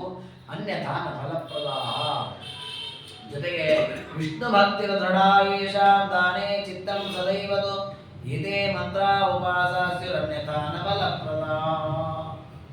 ಇನ್ನು ವಿಷ್ಣು ಭಕ್ತಿ ದೃಢ, ಜೊತೆಗೆ ಪರಮಾತ್ಮನಲ್ಲಿ ಭಕ್ತಿ ಇರಬೇಕು. ಜಪ ಮಾಡೋದಂತ ಒಂದು ಉದ್ದೇಶ ಇಟ್ಕೊಂಡು ದೇವರಲ್ಲಿ ಭಕ್ತಿಯೇ ಮಾಡದೇ ಇದ್ರೆ ಆಗಲೂ ಕೂಡ ಅದು ಫಲವನ್ನು ಕೊಡಲ್ಲ. ದಾನ ಧರ್ಮಗಳನ್ನು ಮಾಡಬೇಕು, ಪರಮಾತ್ಮನಿಗೆ ಸರ್ವಸ್ವವನ್ನು ಅರ್ಪಣೆ ಮಾಡಬೇಕು. ನ್ಯಾಯೋಪಾರ್ಜಿತವಾದ ಸಂಪತ್ತಿರಬೇಕು, ಅನ್ಯಾಯದಿಂದ ಧನ ಸಂಪಾದನೆ ಮಾಡಬಾರದು. ಅಂಥವರಿಗೆ ಈ ನರಸಿಂಹ, ಹಯಗ್ರೀವ ಇತ್ಯಾದಿ ಮಂತ್ರಗಳು ಫಲವನ್ನು ಕೊಡುತ್ತಾರೆ. ದುರಾಚಾರಿಗಳೇನಿದ್ದಾರೆ ಅವರು ಈ ಮಂತ್ರಗಳನ್ನು ಜಪ ಮಾಡೋದೇ ಇರೋದೇ ಒಳ್ಳೆಯದು. ಪರದ್ರವ್ಯಾಹಾರಾಪಿ ವೃಥಾ ಹಿಂಸಾ ಪರಾಯಣ ಮಂತ್ರಕ್ಷೋಭೋ ಭವೇತ್ತೇಷಾಂ ತತ್ಕಾಲೇ ಪಿಶಾಚ. ನೋಡಿ, ಮಂತ್ರವನ್ನು ಜಪ ಮಾಡುವಾಗ ಒಂದು ವೇಳೆ ದುರಾಚಾರ ಅತಿಯಾಯಿತು ಅಂತಾದ್ರೆ ಪಿಶಾಚಿಯಾಗಿ ಬಿಡ್ತಾನಪ್ಪ ತತ್ಕಾಲದಲ್ಲಿ. ಹಾಗಾಗಿ ಮಂತ್ರ ಜಪ ಮಾಡುವಾಗ ಬಹಳ ಜಾಗ್ರತೆಯಾಗಿ. ಅದಕ್ಕೆ ನಮ್ಮಲ್ಲಿ ಮುಂಚೆಲ್ಲ ಕ್ರಮ ಹೇಗಿತ್ತು ಅಂದ್ರೆ ಮಂತ್ರಗಳನ್ನ ಹೊರಗೆ ಹೇಳುವ ಕ್ರಮವೇ ಇರಲಿಲ್ಲ. ಅಂದ್ರೆ ಗುರುಗಳು ಶಿಷ್ಯನ ಕಿವಿಯಲ್ಲಿ ಹೇಳ್ತಾರೆ, ಶಿಷ್ಯನಿಗೆ ಮಾತ್ರ ಗೊತ್ತಿರುತ್ತೆ, ಉಳಿದವರು ಯಾರಿಗೂ ಗೊತ್ತೇ ಆಗುತ್ತೆ. ಇವತ್ತು ನಮ್ಮಲ್ಲಿ ಎಲ್ಲ ಆನ್ಲೈನ್ ಅಲ್ಲಿ ಉಪದೇಶವೇ ಆಗಿರುತ್ತೆ. ಹಾಗಾದ್ರೆ ಯಾವುದು ಒಳಗೆ ಅಂತ ಇರಲಿಲ್ಲ, ವಿಷಯ ಎಲ್ಲ ಹೊರಗೆ. ಅದರಿಂದ ಏನಾಗತ್ತೆ ಅಂದ್ರೆ ನಾವು ಬುದ್ಧಿವಂತರಾಗಬೇಕು. ಆನ್ಲೈನಲ್ಲಿ ಎಲ್ಲ ಬರ್ತಾ ಇದ್ರು ಕೂಡ ನಾವು ನಮಗೆ ಬೇಕಾದನ್ನು ಹೇಗೆ ಸ್ವೀಕಾರ ಮಾಡ್ತೀವಿ ಹಾಗೆ ಇದರಲ್ಲಿ ಎಲ್ಲವೂ ಬರ್ಬೋದು. ನಾನು ಎಷ್ಟು ಶುದ್ಧನಾಗಿದ್ದೆ ಅದನ್ನು ಮಾತ್ರ ನೋಡಬೇಕಲ್ಲ. ನಾವು ಇನ್ನೂ ಶುದ್ಧಿ ಇನ್ನೂ ಶುದ್ಧ ಆದ್ಮೇಲೆ ಅದನ್ನು ನೋಡಬೇಕು. ಇಲ್ಲ ಅದನ್ನು ಹಾಗೆ ಮುಂದೆ ತಡೆಬಿಡ್ಬೇಕು. ಇಲ್ಲದಿದ್ರೆ ಏನಾಗುತ್ತೆ, ಅದು ನಾವು ಪಾಪವನ್ನು ಕೊಡೋದು. ಅದು ಹಾಕಿದವ್ರಿಗೆ ಪಾಪ ಇಲ್ಲೋ ಬಿಟ್ಟದ್ದು ಬೇರೆ ವಿಷಯ. ಹಾಗಾಗಿ ನಮಗೇನಾಗ್ಬಿಟ್ಟಿದೆ ಇವತ್ತು ಅಂದರೆ, ಅವ್ರು ಮುಚ್ಚಿಟ್ಟಿದ್ದು ಸಿಗ್ತಲ್ಲ ನಾನು ದೊಡ್ಡ ಸಾಧನೆ ಮಾಡಿಬಿಟ್ಟೆ. ಹಾಗಿಲ್ಲ.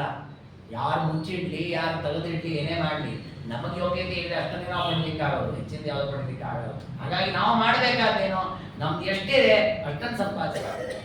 ಇವತ್ತು ನಾವು ನೋಡ್ತೀವಿ ಎಲ್ಲ ಅಂಗಡಿಗಳಲ್ಲಿ ವೇದ ಮಂತ್ರದ ಕ್ಯಾಸೆಟ್ ಹಾಕಿರ್ತಾರೆ. ಬೆಳಿಗ್ಗೆ ಹೊತ್ತು ದಿನ ಪಾಪ ಅವ್ರು ಪ್ರಾತಃ ಕಾಲ ಶುಭೋದಯ ಅಂತ ಹಾಕ್ತಾರೆ. ಅದು ಆ ವೇದ ಮಂತ್ರಗಳನ್ನ ಹಾಡಿನಂತೆ ಹಾಡಿರ್ತಾರೆ ಪಾಪ. ಅದು ಹೆಣ್ಮಕ್ಳೇ ಹಾಡಿರ್ತಾರೆ. ಅಲ್ಲಿ ಆ ಮಂತ್ರಗಳನ್ನ ಕೇಳಿದ್ದಕ್ಕೆ ನಾವು 3 ದಿವಸ ವ್ರತಾಚರಣೆ ಮಾಡಬೇಕು. ನಾವು ನಿತ್ಯ ಪೂರ್ಣ ವ್ರತಾಚರಣೆ ಮಾಡಕ್ಕೆ ನಿತ್ಯ ಕೇಳ್ತೇವೆ ಅದನ್ನ. ಹಾಗಾದ್ರೆ ನಮ್ಮಲ್ಲಿ ಮಂತ್ರಗಳ ಪರಿಸ್ಥಿತಿ ಏನಾಗಿದೆ ಅಂದರೆ ಸಂಪೂರ್ಣ ದುರ್ಬಲವಾಗಿವೆ ಮಂತ್ರಗಳು. ಯಾಕೆಂದ್ರೆ ಆ ಮಂತ್ರಗಳನ್ನು ಆ ರೀತಿ ನಾವು ಅಶುದ್ಧ ಮಾಡಿಬಿಟ್ಟಿವೆ. ಅದಕ್ಕೆ ವಿಷ್ಣು ರಹಸ್ಯ ಎಚ್ಚರಿಸ್ತದೆ, ಮಂತ್ರಗಳು ಸಿದ್ಧಿಸೋದು ಇಲ್ಲ, ಅದರಿಂದ ಬಹಳಷ್ಟು ಅನರ್ಥವಾಗತ್ತೆ. ಆ ಅನರ್ಥ ಆಗಲಾರದು ಅಂತಾದ್ರೆ ಸದಾಚಾರಿಗಳಾಗಿ ಮಂತ್ರಗಳನ್ನು ಜಪ ಮಾಡಬೇಕು. ಮಧ್ಯಮಾಂಸಾದಿಗಳನ್ನ ಸ್ವೀಕಾರ ಮಾಡುವುದು ಆ ಮಂತ್ರಗಳ ಜಪವನ್ನು ಮಾಡಲಿಕ್ಕಿಲ್ಲ, ಮಂತ್ರಕ್ಷೋಭವಾಗತ್ತೆ. ಇನ್ನೂ ಕೆಲವು ಮಂತ್ರಗಳಿವೆ. ಆ ಮಂತ್ರಗಳೇನಿವೆ ಅದು ಎಲ್ಲರಿಗೂ ಉಪಾಸನೆಗೆ ಅನುಕೂಲವಾಗುವ ಕೆಲವು ಮಂತ್ರಗಳಿವೆ. ಯಾವುದು? ರಾಮಗೋಪಾಲ ಕೃಷ್ಣಾದ್ಯ ಹರಿದಾಮೋದರಾಚ್ಯುತ ಮತ್ಸ್ಯವಾಮನ ಕೂರ್ಮಾದ್ಯ ಸರ್ವೇಸ್ಯು ಸೌಮ್ಯ ಮೂರ್ತಯ. ದೇವರ ಕೆಲವು ಮಂತ್ರಗಳು ಸೌಮ್ಯವಾದ ಮಂತ್ರ. ಉದಾಹರಣೆಗೆ ರಾಮ ಮಂತ್ರ ಇದೆ, ಇದೆಲ್ಲರೂ ಜಪ ಮಾಡಬೇಕು. ಕೃಷ್ಣ ಮಂತ್ರ ಶ್ರೀ ಕೃಷ್ಣಾಯ ನಮಃ ಎಲ್ಲರೂ ಹೇಳ್ಬೋದು. ಇದಕ್ಕೆ ಬಹಳ ಆಚಾರ ಬೇಕು, ಬಹಳ ಮಡಿ ಬೇಕು, ಬಹಳ ಇದು ಬೇಕು ಅಂತೇನಿಲ್ಲ.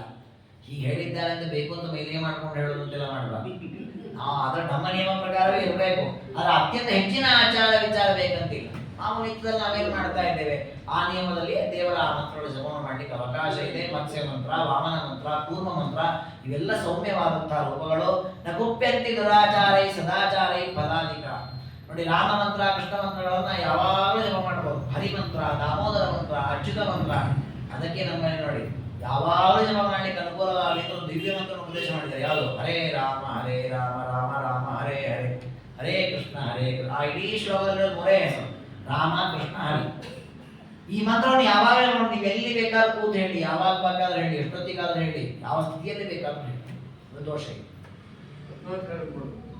ಆದರೆ ಈ ಮಂತ್ರಗಳೇನಿವೆ, ಪರಶುರಾಮ ಮಂತ್ರ, ನರಸಿಂಹ ಮಂತ್ರ, ಆ ಮಂತ್ರಗಳು ಮಾತ್ರ ಆ ರೀತಿ ಹೇಳಲಿಕ್ಕಿಲ್ಲ. ತತ್ತದ್ ಧ್ಯಾನಾನುಸಾರೇಣ ತತ್ತದ್ ಬೀಜಾನುಸಾರತಃ ತತ್ತದ್ ಭಕ್ತೇಷ್ಟದಾತಾರೋ ಭವಂತೇವ ನ ಸಂಶಯ. ಇಂತಹ ಮಂತ್ರಗಳನ್ನು ಜಪ ಮಾಡುವಾಗ ಕ್ರಮ ಇದೆ.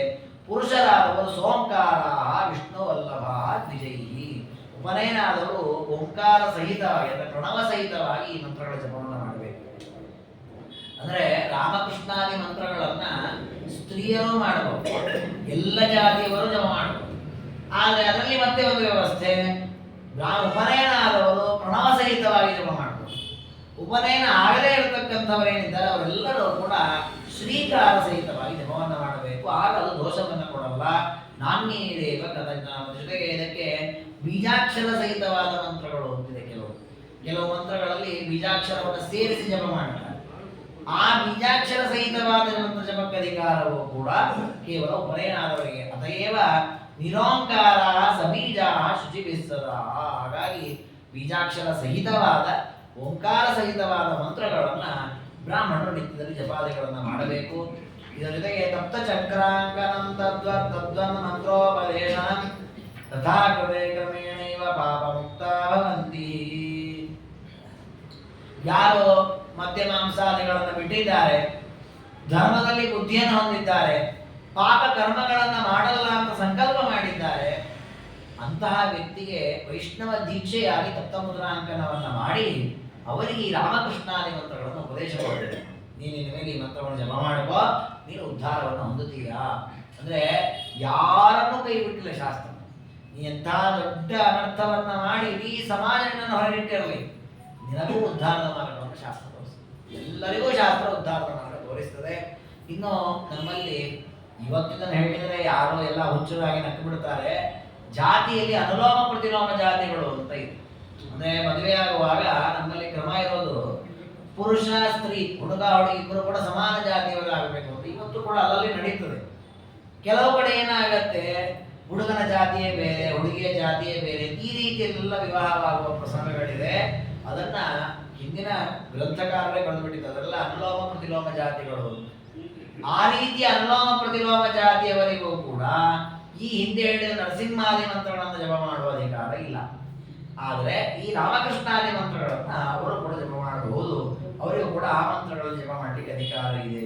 ತಥಾವಿನ ನಿತ್ಯಕರ್ಮ ನಾಧಿಕಾರಿ ತಾಂತ್ರಿಕೆ ಕರ್ತವ್ಯಂ ಅನ್ಯಥಾ ಕುರ್ಯ ಕೃತಂ ಚೇತ್ ನಿಷ್ಫಲಂ ಭವೇತ್ ವಿನೋಪನಯನಂ ಯದ್ವ ನಾಧಿಕಾರಿ ಶ್ರುತೌ. ಇನ್ನು ಈ ಕರ್ಮಗಳನ್ನ ವಿಹಿತವಾದ ಕರ್ಮಗಳನ್ನು ಅನುಷ್ಠಾನ ಮಾಡುವವರು ತಪ್ತ ಮುದ್ರಾಧಾರಣ, ದೇವರ ಜಪ ಇದ್ಯಾವುದೂ ಇಲ್ಲ ಅಂತ ಆದರೆ ಆ ಎಲ್ಲವರು ಮಾಡಿದ ಕರ್ಮಗಳು ಕೂಡ ನಿಷ್ಫಲವಾಗುತ್ತೆ. ಹಾಗಾಗಿ ತಂತ್ರೋಕ್ತವಾದ, ತಂತ್ರ ಅಂದ್ರೆ ಪಂಚರಾತ್ರ, ಮಹಾಭಾರತ, ಪುರಾಣಗಳು ಇವುಗಳಲ್ಲಿ ಹೇಳಿದ ಮಂತ್ರಗಳನ್ನು ನಿತ್ಯದಲ್ಲಿ ಪ್ರತಿಯೊಬ್ಬರು ಕೂಡ ಜಪವನ್ನು ಮಾಡಬೇಕು. ನಿರೋಂಕಾರಾಶ್ಚ ನಿರ್ಬೀಜಾ ನಮಪೂರ್ವಾ ನಮೋಂತಕಾ ಶ್ರೀ ಶಬ್ದಪೂರ್ವಕವಾಪಿ ಸಂಬುದ್ಧಂತಾಶ್ಚ ಯೇ ಸ್ಮೃತಾಃ. ನೋಡಿ, ಅವರು ಹೇಗೆ ಜಪ ಮಾಡಬೇಕು ಅಂತ ಹೇಳ್ತಾರೆ. ಶ್ರೀ ಮೊದಲಾದವರು ಓಂಕಾರ ಇಲ್ಲ, ಬೀಜಾಕ್ಷರ ಇಲ್ಲ, ನಮಃ ಸಹಿತವಾಗಿ ಶ್ರೀಕಾರ ಸಹಿತವಾಗಿ ಶ್ರೀರಾಮಾಯ ನಮಃ, ಶ್ರೀಕೃಷ್ಣಾಯ ನಮಃ, ಈ ರೀತಿಯಲ್ಲಿ ಅವರು ಕೂಡ ಮತ್ತೆ ಅವರವರಿಗೆ ಎಷ್ಟು ಸಾಮರ್ಥ್ಯ ಇದೆ ಅಷ್ಟು ಜಪವನ್ನು ಮಾಡಬೇಕು. ಇದಕ್ಕೆ ಮತ್ತೆ ನೋಡಿ, ಈ ಜಪ ಮಾಡ್ಲಿಕ್ಕೂ ಅಷ್ಟೇ ನಮ್ಮಲ್ಲಿ ಏನಾಗಿದೆ ಅಂದ್ರೆ ಹೊಸ ವಿಷಯ ಕೇಳಿದ್ರೆ ಮಾಡಿಬಿಡೋದು ಅಂತ ಸುಮ್ಮನೆ ಜಪ ಆರಂಭ ಮಾಡ್ಲಿಕ್ಕಿಲ್ಲ. ಯಾರು ಈ ಮಂತ್ರಗಳನ್ನು ಜಪ ಮಾಡ್ತಿರ್ತಾರೋ ಅವರ ಉಪದೇಶ ತೆಗೆದುಕೊಂಡೇ ಜಪ ಆರಂಭ ಮಾಡಬೇಕು. ಈ ಸ್ತ್ರೀಯರು ಕೂಡ ಗುರುಮಂತ್ರ ಅಂತ ಮಾಡ್ಕೊಳ್ಳೋದಿದೆ. ಅವರು ಜಪ ಮಾಡುವಾಗಲೂ ಅಷ್ಟೇ ಅವರು ತಮ್ಮ ಯೋಗ್ಯರಾದ ಗುರುಗಳ ಮೂಲಕ ಮಂತ್ರವನ್ನು ಉಪದೇಶ ಮಾಡಿಕೊಂಡು ಆನಂತರ ಜಪವನ್ನು ಆರಂಭ ಮಾಡಬೇಕು. ಪುರುಷರಿಗೂ ಅಷ್ಟೇ ಪ್ರತಿಯೊಬ್ಬರು ಕೂಡ ಜಪ ಮಾಡಬೇಕು ಅಂದರೆ ಗುರುಗಳ ಮುಖೇನ ಉಪದೇಶ ತಗೊಳ್ಬೇಕು. ಹೇಗೆ ಮುದ್ರಾಧಾರಣೆಯನ್ನ ಗುರುಗಳಿಂದ ಸ್ವೀಕಾರ ಮಾಡ್ತೇವೆ, ಹಾಗೆ ಮಂತ್ರವೂ ಕೂಡ ಹಾಗೆ. ಆದರೆ ಈ ಮಂತ್ರವನ್ನು ತೆಗೆದುಕೊಳ್ಳುವಾಗ ನಮಗಿಂತ ಉತ್ತಮರು ಯಾರಿದ್ರೆ ಅವರು ತೆಗೆದುಕೊಳ್ಳಬಹುದು. ರಾಮ ಕೃಷ್ಣಾದಿ ಮಂತ್ರಗಳನ್ನು ಸ್ವೀಕಾರ ಮಾಡಿ ಯಥಾಶಕ್ತಿಯಾಗಿ ಜಪವನ್ನು ಮಾಡಬೇಕು. ಜಪ ಮಾಡುವಾಗ ನಿಯಮವು ವ್ರತಚಾರಿಣ, ನಿಯಮೇನ ವ್ರತವನ್ನು ಪಾಲಿಸಬೇಕು. ಯಾವ ಅಪಚಾರಗಳನ್ನು ಮಾಡಬಾರದು. ಆಗ ಆ ಮಂತ್ರಗಳಿಂದ ಉತ್ತಮವಾದ ಫಲವನ್ನು ಪಡಿತಾರೆ ಅಂತ ಹೀಗೆ ಮಂತ್ರಗಳ ಮಹತ್ವವನ್ನು ಪರಮಾತ್ಮ ನಿರೂಪಣೆ ಮಾಡಿದ. ಅದಾದ್ಮೇಲೆ ಬ್ರಹ್ಮದೇವರಂದ್ರು, ಅಲ್ಲಪ್ಪ ದೇವರೇ, ಮಂತ್ರದ ಮಹತ್ವ ಹೇಳಿದಿ, ಬಹಳ ಸಂತೋಷ. ನಿನ್ನನ್ನು ಎಲ್ಲಿ ಪೂಜಿಸಬೇಕು, ನಿನ್ನ ಪೂಜೆ ಮಾಡಬೇಕು ಅಂತ ಹೇಳಿ ಕಸ್ಯಾಮೂರ್ತೋ ಪ್ರಕರ್ತವ್ಯಂ ಪೂಜನಂ. ವಿಷ್ಣು ಭಕ್ತರು ನಿನ್ನನ್ನು ಪೂಜೆ ಮಾಡಬೇಕು, ಆರಾಧನೆ ಮಾಡಬೇಕು ಅಂತ ಯಾವಾಗಲೂ ಹಂಬಲಿಸ್ತಾರೆ. ಎಲ್ಲಿ ಪೂಜೆ ಮಾಡಬೇಕು ಅಂದ್ರೆ ಅದಕ್ಕೆ ಪರಮಾತ್ಮ ಹೇಳ್ತಾನೆ, ಎರಡು ಪ್ರತಿಮೆಗಳಿದೆ ನನ್ನ ಪೂಜೆ ಮಾಡಲಿಕ್ಕೆ. ಚಲಾಚಲ ವಿಭೇದೇನ ಪ್ರತಿಮಾ ದ್ವಿತಯಮ್ಮ. ಒಂದು ಚಲ ಪ್ರತಿಮೆ, ಇನ್ನೊಂದು ಅಚಲ. ಚಲ ಪ್ರತಿಮೆ ಅಂದ್ರೆ ಯಾವುದು? ಚಲ ಅದು ವೈಷ್ಣವೋ ವಿಪ್ರ ದ್ವಿಧ ಚಲ. ವೈಷ್ಣವ ವಿಪ್ರ ಅಂದ್ರೆ ವಿಷ್ಣು ಭಕ್ತನಾಗಿ ವೈಷ್ಣವ ದೀಕ್ಷೆ ಪಡೆದಿರತಕ್ಕಂತಹ ವಿಪ್ರ ಏನಿದ್ದಾನೆ ಅವನನ್ನ ಪರಮಾತ್ಮನ ಚಲ ಪ್ರತಿಮೆ ಅಂತ ಹೇಳ್ತಾರೆ. ಅದಕ್ಕೆ ನಮಗೆ ಇವತ್ತು ಆ ವ್ಯವಹಾರ ಇದೆ. ಉತ್ತಮರಾದ ಜ್ಞಾನಿಗಳು, ವಿಷ್ಣು ಭಕ್ತರು, ದೇವರ ನಿರಂತರ ಚಿಂತನೆ ಮಾಡತಕ್ಕವರು, ಸಾಧಕರು ಕಂಡ್ರೆ ದೇವರ ಚಲ ಪ್ರತಿಮೆ ನೀವು ಅಂತ ಹೇಳ್ತೀವಿ. ಹಾಗಾಗಿ ಅದನ್ನ ವಿಷ್ಣು ರಹಸ್ಯ ಹೇಳಿದೆ. ಇನ್ನೊಂದು ಏನಿದೆ, ಅದು ಅಚಲವಾದ ಪ್ರತಿಮೆ. ಅಚಲವಾದ ಪ್ರತಿಮೆ ಅಂದ್ರೆ ಅದು ಚಲಿಸೋದಿಲ್ಲ, ಇದ್ದಲ್ಲಿ ಇರುತ್ತೆ ಆ ಪ್ರತಿಮೆ. ಅದು ಯಾವ ಪ್ರತಿಮೆ? ಸಹಜಾಹಿತ ಮೇಲೇನ ಸಹಜ ತ್ರಿವಿಧಾನದ ತೀರ್ಥಕ್ಷೇತ್ರ ಶಿಲಾಭೇದ ಜಲಂ ತೀರ್ಥಮಿತಿ ಸ್ಮೃತಂ. ನೋಡಿ, ಈ ಅಚಲ ಪ್ರತಿಮೆ ಅಂತ ಹೇಳಿ, ಚಲ ಪ್ರತಿಮೆ ಅಂದ್ರೆ ವೈಷ್ಣವ ಬ್ರಾಹ್ಮಣ ಇತ್ಯಾದಿಗಳು. ಅಚಲ ಪ್ರತಿಮೆ ಅಂದ್ರೆ ಯಾವುದು ಅಂತಂದ್ರೆ ಅದರಲ್ಲಿ ಮತ್ತೆ ಎರಡು ವಿಧ ಇದಂತೆ. ಒಂದು ಸಹಜವಾದ ಅಚಲ ಪ್ರತಿಮೆ, ಇನ್ನೊಂದು ಅಹಿತವಾದ ಅಚಲ ಪ್ರತಿಮೆ. ಈ ಸಹಜ ಅಹಿತ ಅಂದ್ರೆ ಏನು?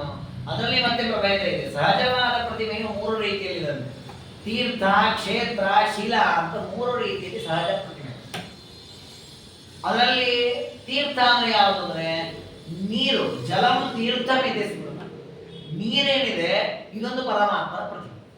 ಅಂದ್ರೆ ನೀರಿನಲ್ಲೇ ನೀವು ದೇವರ ಆರಾಧನೆಯನ್ನು ಮಾಡಬೇಕು. ಇದರಲ್ಲಿ ನೀರಿದೆ, ನೀರಿನ ಒಳಗೆ ಪರಮಾತ್ಮ ಇದ್ದಾನೆ ಅಂತ ಆರಾಧನೆ ಮಾಡಬೇಕು. ಅದಕ್ಕೆ ನಮ್ಮಲ್ಲಿ ಸ್ನಾನಾದಿಗಳನ್ನು ಮಾಡುವಾಗ ನೀರಿನಲ್ಲಿ ಪರಮಾತ್ಮನ ಚಿಂತನೆಯನ್ನು ಮಾಡಿ ಆನಂತರ ಸ್ನಾನಾದಿಗಳನ್ನು ಮಾಡಬೇಕು.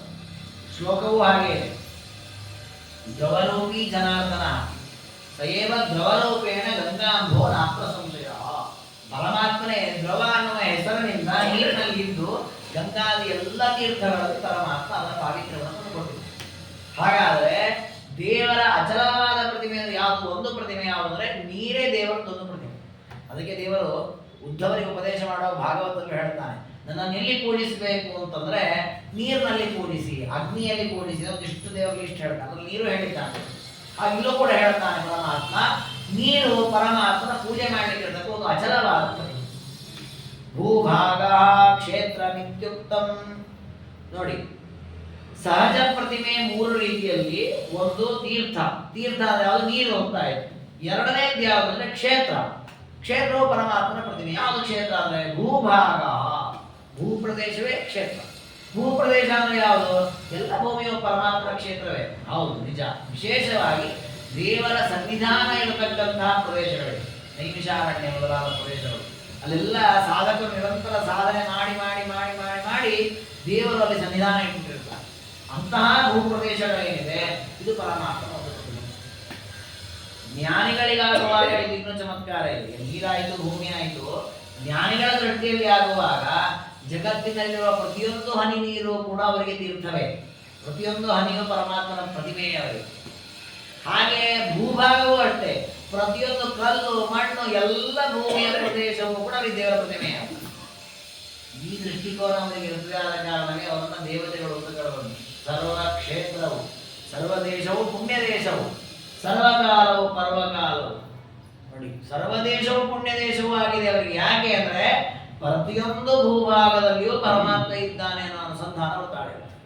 ಯಾಕೆ ದೇವರಿದ್ದಾನೆ ಅಲ್ಲೆಲ್ಲ. ಹಾಗೆ ಅದು ಕೂಡ ಪ್ರತಿಯೊಂದು ಭೂಮಿಯೂ ಕೂಡ ದೇವರ ಒಂದು ಪ್ರತಿಮೆ. ಇನ್ನೊಂದು ಯಾವುದು? ಶಿಲಾ ಭೇದ ಜಲಂ ಸ್ಮೃತಂ ಅಂತ ಹೇಳಿದ್ರು. ಶಿಲಾ ಅಂತ ಮೂರನೇದು. ತೀರ್ಥ, ಕ್ಷೇತ್ರ, ಶಿಲಾ. ತೀರ್ಥ ಅಂದ್ರೆ ನೀರು, ಕ್ಷೇತ್ರ ಅಂದ್ರೆ ಭೂಮಿ, ಶಿಲಾ ಅಂದ್ರೆ ಆ ಪ್ರದೇಶಗಳಲ್ಲಿ ಸ್ಥಾಪನೆ ಮಾಡಿರ್ತಾರಲ್ಲ ಶಿಲೆಯ ಪ್ರತಿಮೆ, ಅದು ಅಂತ ನಾವು ಅನ್ಕೊಳ್ತೇವೆ. ಅದಲ್ಲ. ಶಿಲಾ ಅಂದ್ರೆ ಶಾಲಗ್ರಾಮಾಧಿಕ ಶಿಲಾ. ಶಾಲಿಗ್ರಾಮ ಪರಮಾತ್ಮನ ಬೇರೆ ಬೇರೆ ಸನ್ನಿಧಾನ ಇರತಕ್ಕಂತಹ ಒಂದು ಕಲ್ಲಿನ ಪ್ರತಿಮೆ, ಒಂದು ರೀತಿ ಹೇಳೋದಾದ್ರೆ ಅದನ್ನ ಶಾಲಗ್ರಾಮ ಅಂತ ಕರೀತಾರೆ. ಈ ಶಾಲಗ್ರಾಮ ಅನ್ನುವಂಥದ್ದು ಈ ಗಂಡಕಿ ನದಿಯಲ್ಲಿ ಸಿಗುವಂಥದ್ದು. ಇವತ್ತು ಅದರಲ್ಲಿಯೂ ಕೂಡ ವ್ಯವಹಾರ ಮಾಡ್ತಾರೆ, ಮೋಸ ಮಾಡ್ತಾರೆ, ಅನ್ಯಾಯ ಮಾಡ್ತಾರೆ, ಬೇರೆ ವಿಷಯ. ಅದು ಶಾಲಗ್ರಾಮ ಅಂತ ಪರಮ ಪವಿತ್ರವಾದಂತಹ ದೇವರ ಸನ್ನಿಧಾನ. ಎಷ್ಟು ಸನ್ನಿಧಾನ ಅಂದ್ರೆ ಅದಕ್ಕೆ ನಾವು ಮತ್ತೆ ಆವಾಹನೆ ಮಾಡಬೇಕು ಅಂತಾನೆ ನಿತ್ಯದಲ್ಲಿ ಪರಮಾತ್ಮ ಸನ್ನಿಹಿತನಾಗಿ. ತಾಮ್ರಾದಿ ಪ್ರತಿಮೆಗಳಲ್ಲಿ ನಾವು ಆವಾಹನೆ ಮಾಡಬೇಕು.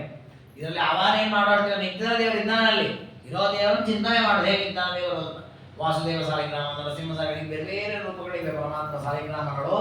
ಆ ಸಾಲಿಗ್ರಾಮಗಳೇನಿದೆ ಇದೆಲ್ಲವೂ ಕೂಡ ಪರಮಾತ್ಮನ ಶಿಲಾರೂಪದ ಪ್ರತಿಮೆ ಅಂತ ತಿಳಿದುಕೊಳ್ಬೇಕು. ಇನ್ನು ಪರಮಾತ್ಮ ಮುಂದೆ ಅದರ ಮಹತ್ವವನ್ನು ಹೇಳ್ತಾನೆ. ಪ್ರಯಾಗ ಕಾಶಿ ಬದರಿ ಕುರುಕ್ಷೇತ್ರಾದಿಕಾನಿ ಚ ಭೂಖಂಡಾನಿ ಪವಿತ್ರಾಣಿ ಕ್ಷೇತ್ರಾಣಿ ಮಮ ಮೂರ್ತಯಃ. ಗಂಗಾ ಪುಷ್ಕರ ಕೃಷ್ಣಾದ್ಯ ಮಮ ಸ್ಯುಸ್ತೀರ್ಥಮೂರ್ತಯಃ. ಶಾಲಗ್ರಾಮ ಶಿಲಾಯಾಂತು ಪೂಜನಂ ಸರ್ವಸಮ್ಮತಂ. ನೋಡಿ, ದೇವರ ಆ ಮೂರು ಏನು ಸಹಜವಾದ ಮೂರ್ತಿಗಳು ಅಂತ ಅದಕ್ಕೆ ಹೆಸರು ಕೊಟ್ಟದ್ದೇ ಹಾಗೆ. ಅಚಲವಾದ ಪ್ರತಿಮೆಯಲ್ಲಿ ಎರಡು ಪ್ರಭೇದ, ಸಹಜವಾದ ಪ್ರತಿಮೆ, ಅಹಿತ ಪ್ರತಿಮೆ ಅಂತ. ಸಹಜವಾದ ಪ್ರತಿಮೆಯಲ್ಲಿ ಮೂರು ಪ್ರಭೇದ: ತೀರ್ಥ, ಕ್ಷೇತ್ರ, ಶಿಲಾ ಅಂತ. ತೀರ್ಥ ಅಂತ ಏನು ಹೇಳಿದ್ದಾನೆ ದೇವರು, ನೀರನ್ನು ತೀರ್ಥ ಅಂತ ಪರಿಗಣನೆ ಮಾಡುವಂತಹದ್ದು.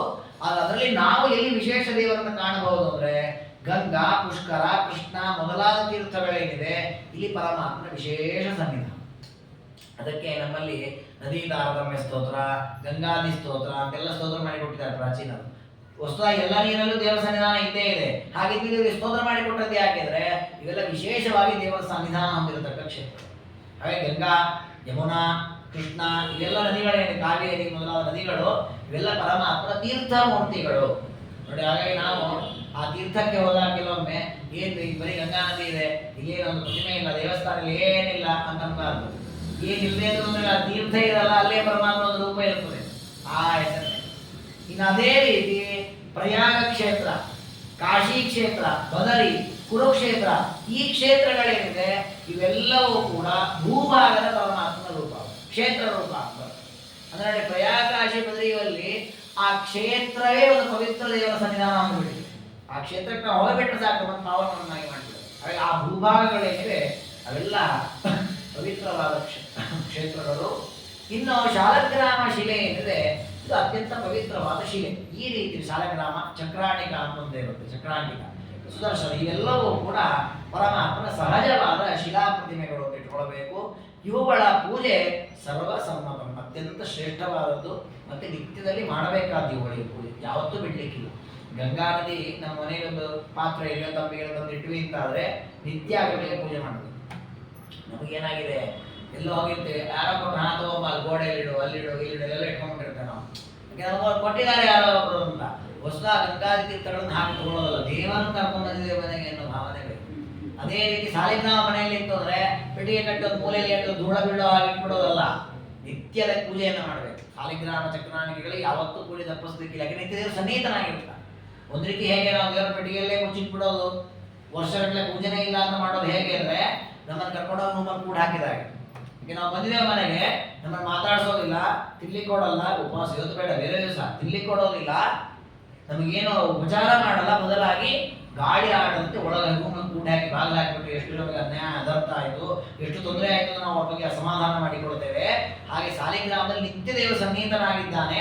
ಆ ದೇವರನ್ನು ಕೆಟ್ಟಿಟ್ಟು ಮುಚ್ಚಿಟ್ಬಿಟ್ಟು ಎಂತಾದರೆ ದೇವರು ನಾವು ಕೂಡಿಟ್ಟಾಡಿ ಹಾಗೆ ನಿತ್ಯದಲ್ಲಿ ದೇವರ ಪೂಜೆ ಮಾಡಿ. ಹೀಗೆ ಹೇಳಿದಾಗ ಆಚಾರ್ಯ ಮೇಲ್ಗೆಯಲ್ಲಿ ಪೂಜೆ ಮಾಡೋರು, ಮತ್ತೆ ಶುಚಿಯಾಗಿಯೇ ಮಾಡಬೇಕು.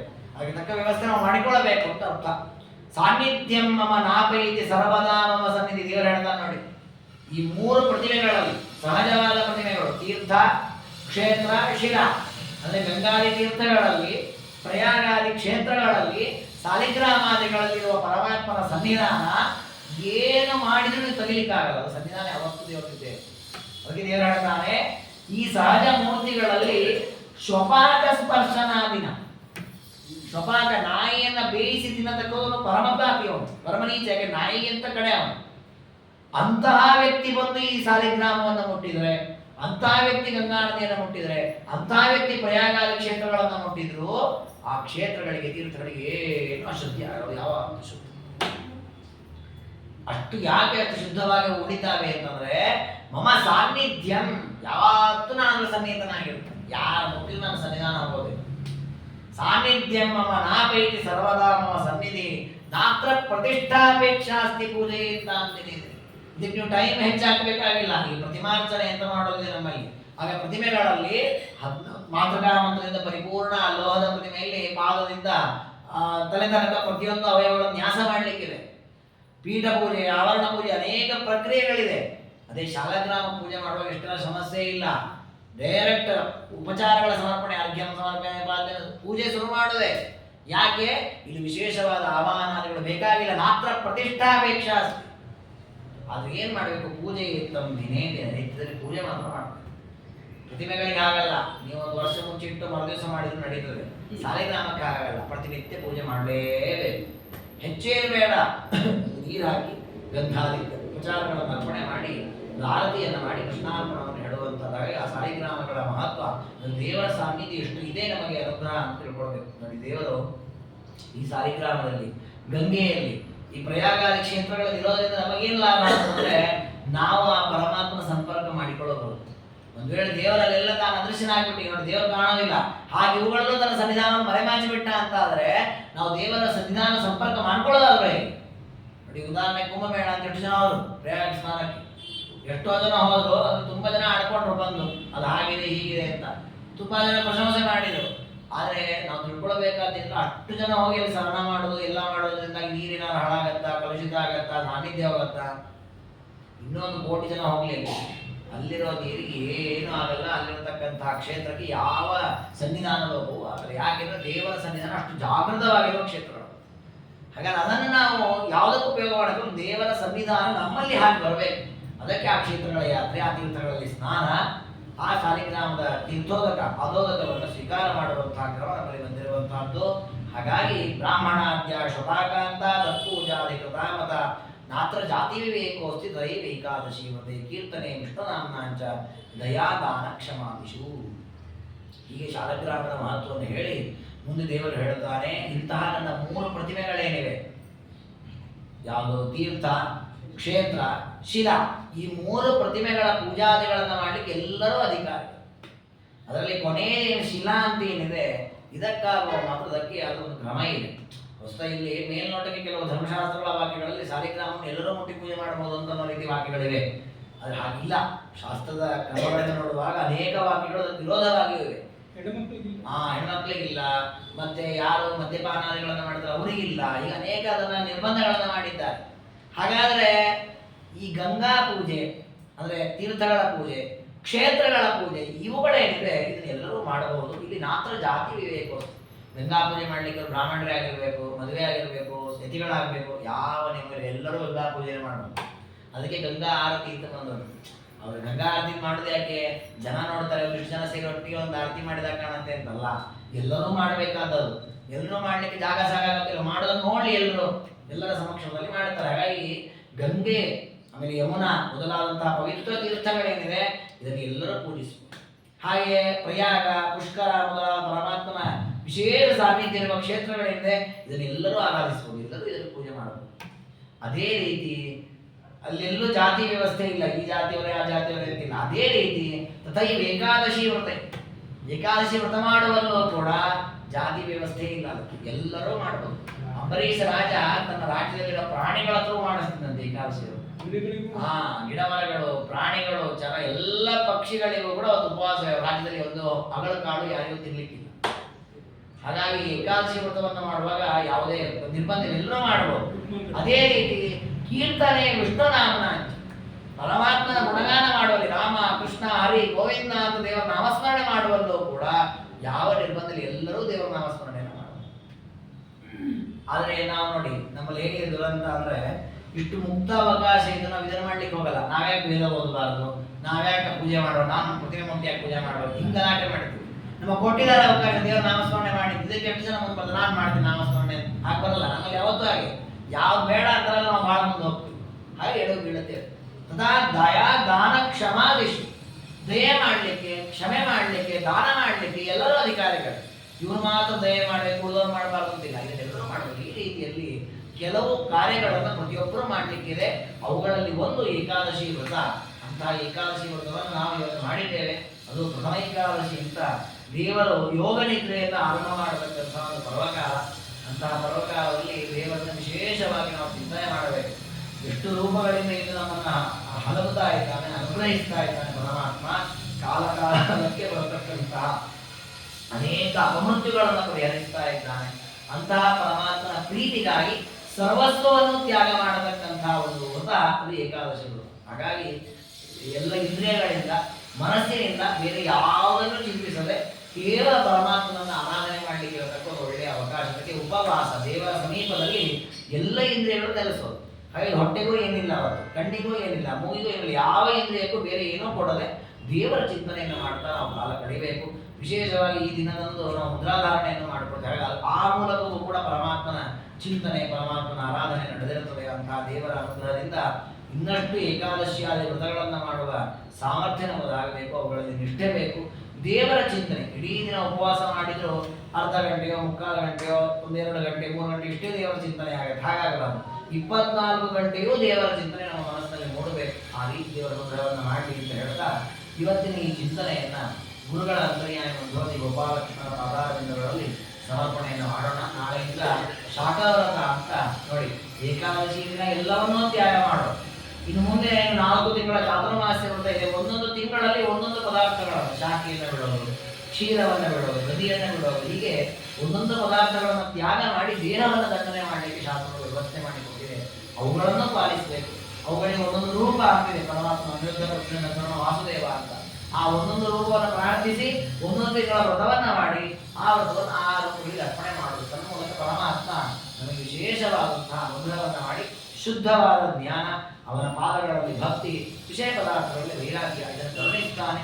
ಆ ವಿಶೇಷವಾದ ವ್ರತವನ್ನು ಮಾಡಲಿಕ್ಕೆ ಬೇಕಾದ ಸಾಮರ್ಥ್ಯ ನಮ್ಮದಾಗುತ್ತೆ. ಯಾಕೆಂದ್ರೆ ವ್ರತ ಮಾಡಬೇಕು ಅಂತ ಸಂಕಲ್ಪ ಮಾಡೋದು ಸರಳ, ಆದರೆ ನಮಗೆ ದೇಹದಲ್ಲಿ ಶಕ್ತಿ ಇಲ್ಲ ಅಲ್ಲ. ಎಷ್ಟೋ ಬಾರಿ ಹಾಗೆ ಆಗತ್ತೆ. ಚಾತುರ್ಮಾಸ ವ್ರತ ಆರಂಭ ಮಾಡಿರ್ತಾರೆ, ವ್ರತ ಮಾಡುವಾಗ ಕೆಲವು ಪದಾರ್ಥ ಬರಲ್ಲ, ಅದರಲ್ಲಿ ಮೆಣಸು, ಜೀರಿಗೆ, ವೇಳೆ ಜಾಸ್ತಿ ಆಗಿದೆ, ಅಲ್ಲಿ ಏನೋ ಸಮಸ್ಯೆ ಆಗುತ್ತೆ. ಮಧ್ಯದಲ್ಲಿ ನಿಲ್ಲಿಸೋ ಪ್ರಸಂಗ ಹಾಗಾಗಬಾರ್ದು. ಹಾಗೆ ನಿರ್ವಿಘ್ನವಾಗಿ ಪರಮಾತ್ಮ ಎಲ್ಲ ವ್ರತಗಳನ್ನು ಪೂರ್ಣ ಮಾಡಿಸುವಂತಾಗಿ ಅಂತಹ ಶಕ್ತಿ ಸಾಮರ್ಥ್ಯವನ್ನು ಕೊಡಲಿ ಅಂತ ದೇವರನ್ನು ಪ್ರಾರ್ಥನೆಯನ್ನು ಮಾಡಿ, ದೇವರೇ ನಾವು ಮೂಲಕ ಮಾಡಿಸ್ತಾ ಇದ್ದಾನೆ, ನಾವು ದಾಸರಾಗಿ ಮಾಡ್ತೇವೆ ಅನ್ನೋ ಒಂದು ಅಸ್ವಾತಂತ್ರ್ಯ ಜ್ಞಾನವೂ ನಮಗೆ ಬೇಕು. ಜೊತೆಗೆ ಪರಮಾತ್ಮನ ಪ್ರೀತಿಗಾಗಿ ಮಾಡ್ತೇವೆ ಅನ್ನೋ ಎಚ್ಚರ ಹೋಗಬೇಕು. ಆ ಎಚ್ಚರವನ್ನು ದೇವರು ಕೊಡಲಿ ಅಂತ ಹೇಳ್ತಾ ಇವತ್ತಿನ ಚಿಂತನೆಯನ್ನು ಮುಗಿಸೋಣ. ಶ್ರೀ ಕೃಷ್ಣಾರ್ಪಣಮಸ್ತು. ವಿಷ್ಣು